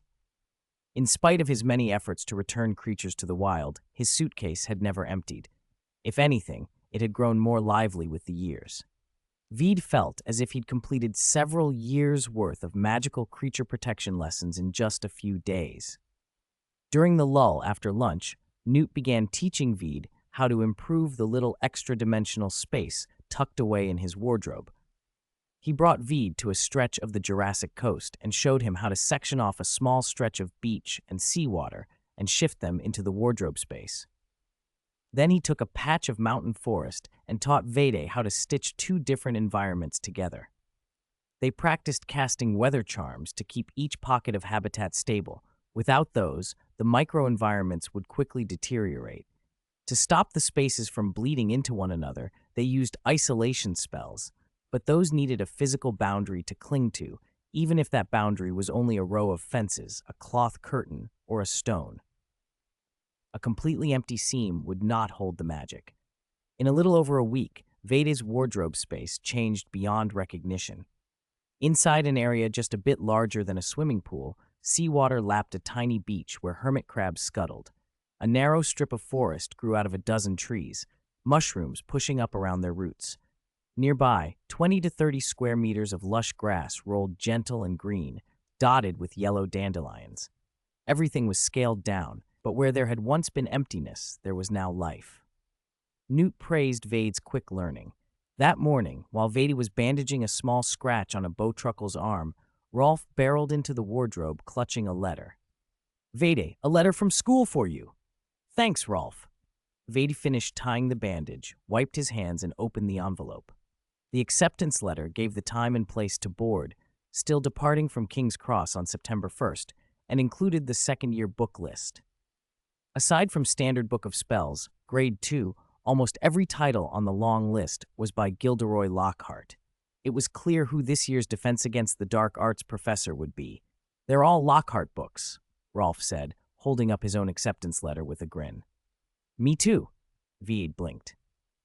"You've already received an acceptance letter. Are you 11? Rolf, small for his age, puffed up with pride. "Of course. I turned 11 last month. Vede, let's go to Diagon Alley together to buy our books." "All right," Vede said. "We'll go on Wednesday." "Wednesday?" Rolf checked the calendar. "Is there something special about that day?" "There's a new Lockhart book being released," Vede said with a small laugh. "I'm curious to see the fuss." "Wow, I didn't know you were a Lockhart fan," Rolf gushed theatrically. "Do you think his smile is charming?"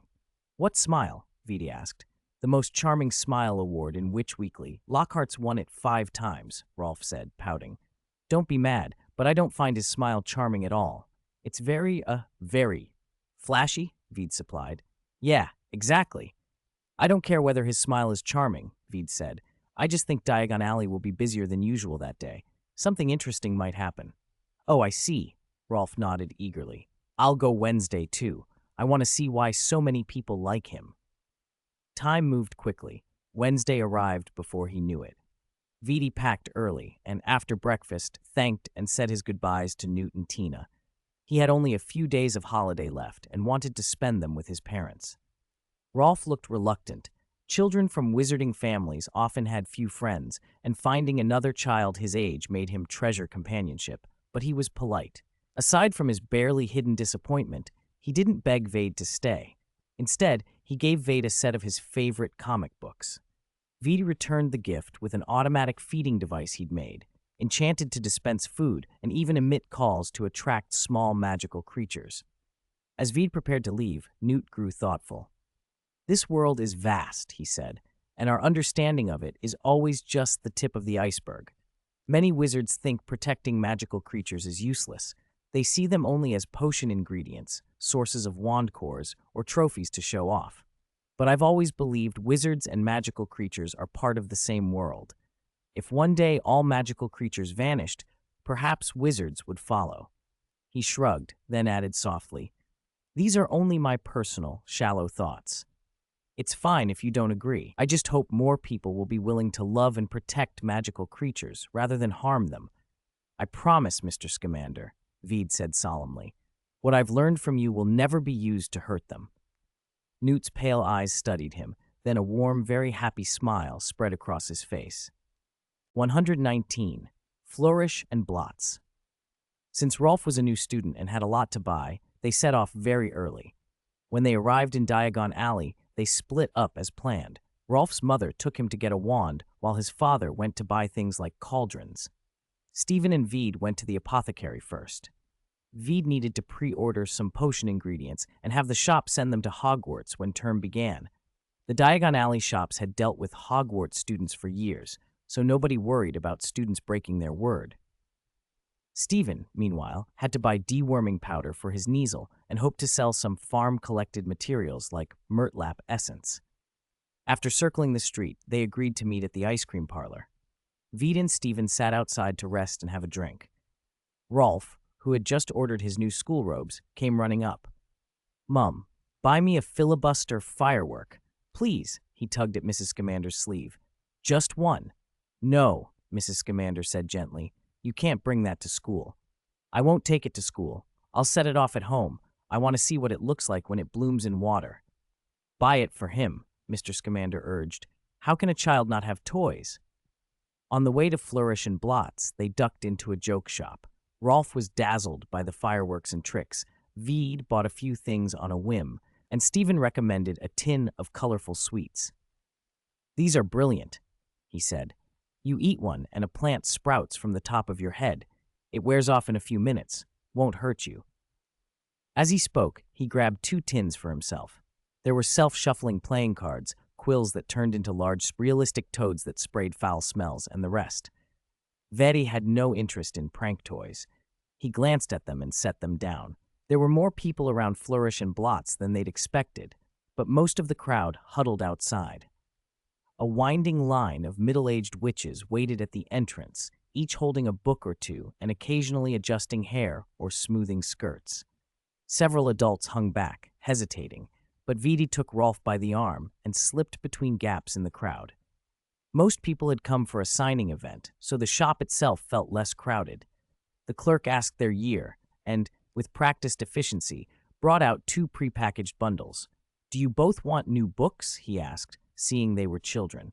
"Second-hand ones are cheaper, if you like." "New, thanks." Both boys handed over galleons. Lockhart's books weren't cheap. They set 2 heavy bags of galleons on the counter. They squeezed out of the bookstore with their purchases and saw Gilderoy Lockhart arm in arm with Harry Potter, posing for reporters. The crowd buzzed. Harry looked like he wanted to be anywhere else. "Harry Potter? He's here too?" Rolf tried to stand on tiptoe, craning to see, but he was too short. Vade pulled him back when the press surged. "Curious?" Vade asked. "Of course," Rolf beamed. "I grew up listening to his stories. I heard he stopped you-know-who recently. Is that true?" "It is, but there's no need to push through now. You'll see him at school. Can I have my picture taken with him then?" Rolf pressed. "I want to hang it on my wall." "I've got a camera," Vade said, "but you'll have to ask him yourself." As they stepped away, they could still hear Lockhart's florid voice behind them. "I am delighted and proud to announce that this September I shall be Defense Against the Dark Arts professor at Hogwarts School of Witchcraft and Wizardry." Vade muttered under his breath that, thank goodness, he already had a competent defense teacher in mind. Otherwise, he'd have to find a way to deal with this Lockhart. Veed brought Rolf back to his parents, and the boy could hardly contain himself. "Mum, Dad, guess who's here?" "Lockhart?" Mr. Scamander guessed. "No, Harry Potter. He's taking a photo with Mr. Lockhart. The reporters are around them." Rolf jumped up and down. "I'm going to be classmates with Harry Potter." "Calm down," Mrs. Scamander said, wiping the sweat from his forehead. "And don't ask him about his scar or about the night he beat you-know-who, understood?" "Why, Mum? I'm so curious," Rolf protested. The crowd suddenly became chaotic. Voices rose. Some people screamed. Others tried to make room. Veed heard one of the Weasley twins shout something about "punch him, Dad," and Mrs. Weasley cry, "No, Arthur, don't! Try this, Weasley." Lucius Malfoy's sneering voice cut through. Veed handed the items he'd bought to Stephen. "Hold these for me a moment. I'll see what's happening." He pushed back into the press of people and arrived just in time to see Hagrid with one hand on each of two men, holding them apart, Arthur Weasley and Lucius Malfoy.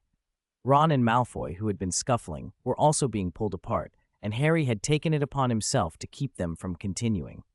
Ron's punch had left Malfoy with a black eye. Dust clung to Lucius's long, pale hair.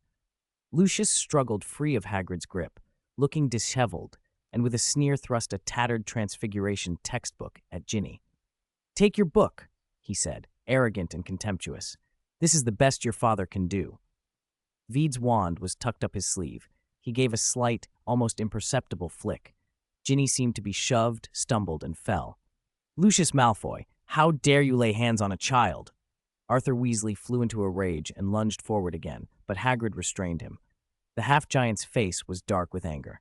"That's too far," he rumbled, glaring at Malfoy. "If that's all you've got, you'd best not show your face round here." Malfoy's face flushed with anger, but he had no answer. His past behavior was now on display, and no one believed it had been accidental. "A poor family can only teach such poor tricks," he sneered. He snorted, summoned his son, and the two of them left in a hurry. "You shouldn't have bothered with him, Arthur. That family is rotten to the core," Hagrid muttered as he smoothed Mr. Weasley's robes. Ginny, who had stumbled, hurried to gather the books scattered on the ground. Among them was a complete set of Lockhart's books, the ludicrously expensive editions Harry had given her. The Weasleys' vault couldn't have afforded even one. Fred, George, and Harry helped Ginny pick everything up until it was all recovered. Then an unfamiliar hand offered her an old textbook. "Is this the last one?" a voice asked. "It should be. Thank you." Ginny took it quickly, feeling a little ashamed she had to rely on used books. When she looked up, she saw an unfamiliar boy. "You are? Veedy?" Harry said brightly. "Are you here to buy books too?" "Yes," Veedy answered smoothly. "I heard Lockhart's new book was out today. I'm curious about the so-called adventurer." "What adventurer?" Ron scoffed. "He's just a boastful peacock." "Don't be absurd," Hermione snapped. "Have you read his books? Gilderoy Lockhart goes into desolate places and faces the most dangerous creatures." Ron's jaw dropped at Hermione's fierce defense. She looked uncannily like his mother, and he looked as if he had seen a dragon. "Wake up, Hermione. You can tell at a glance, can't you? He's just a pretty boy," Ron shouted. Many Lockhart fans nearby shot furious glares at him. If he were older, he might have been shoved aside. Hermione was furious in turn. "Don't slander him. Mr. Gilderoy Lockhart is very brave. He can even defeat werewolves single-handedly." At the mention of werewolf, Harry's expression flickered. He hurried to change the subject. "All right, let's not argue. Vide, did you get everything you needed?" "Yeah, I'm heading home." Vide waved. "See you at school." Stephen walked Vide part of the way home before leaving.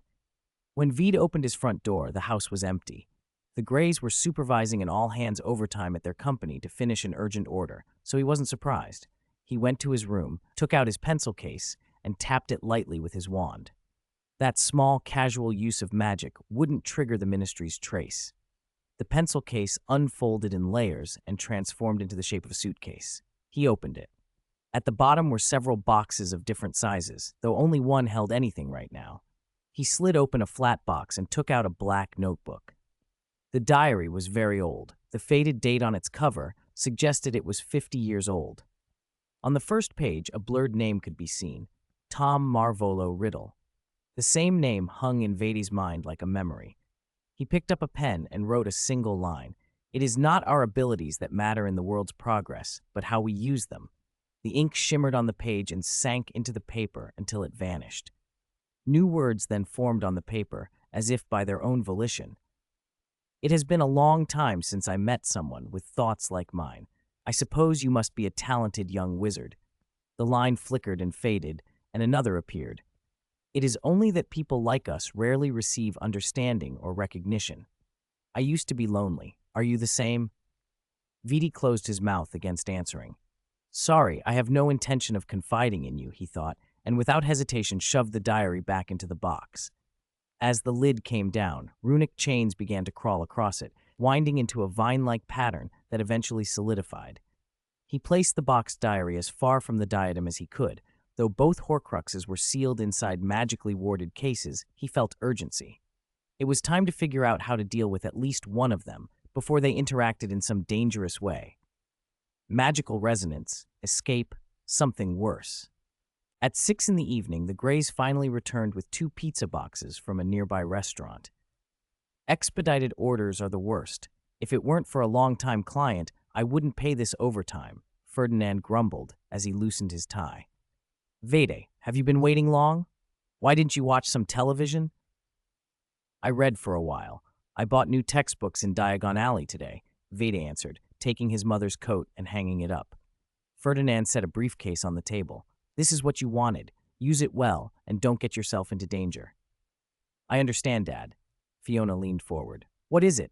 I asked your father on the way, and he wouldn't tell me. Vede smiled. School supplies, things like fly eyes and toad eggs. Want to take a look? He pretended to open the case. Fiona squealed and hid behind her husband, eyes screwed shut. No, don't open it. I'll have nightmares. Ferdinand rapped his son's head, and Vede grinned to himself. After dinner, back in his room, he finally opened the briefcase for real. Inside were neatly arranged dossiers, resumes with photos, names, personalities, family members. Tucked in a transparent specimen bag were 3 or 4 strands of hair. These were the magical materials Ferdinand had collected, mostly hair taken from prisoners, some of whom looked dangerous even just from their photos, others apparently harmless.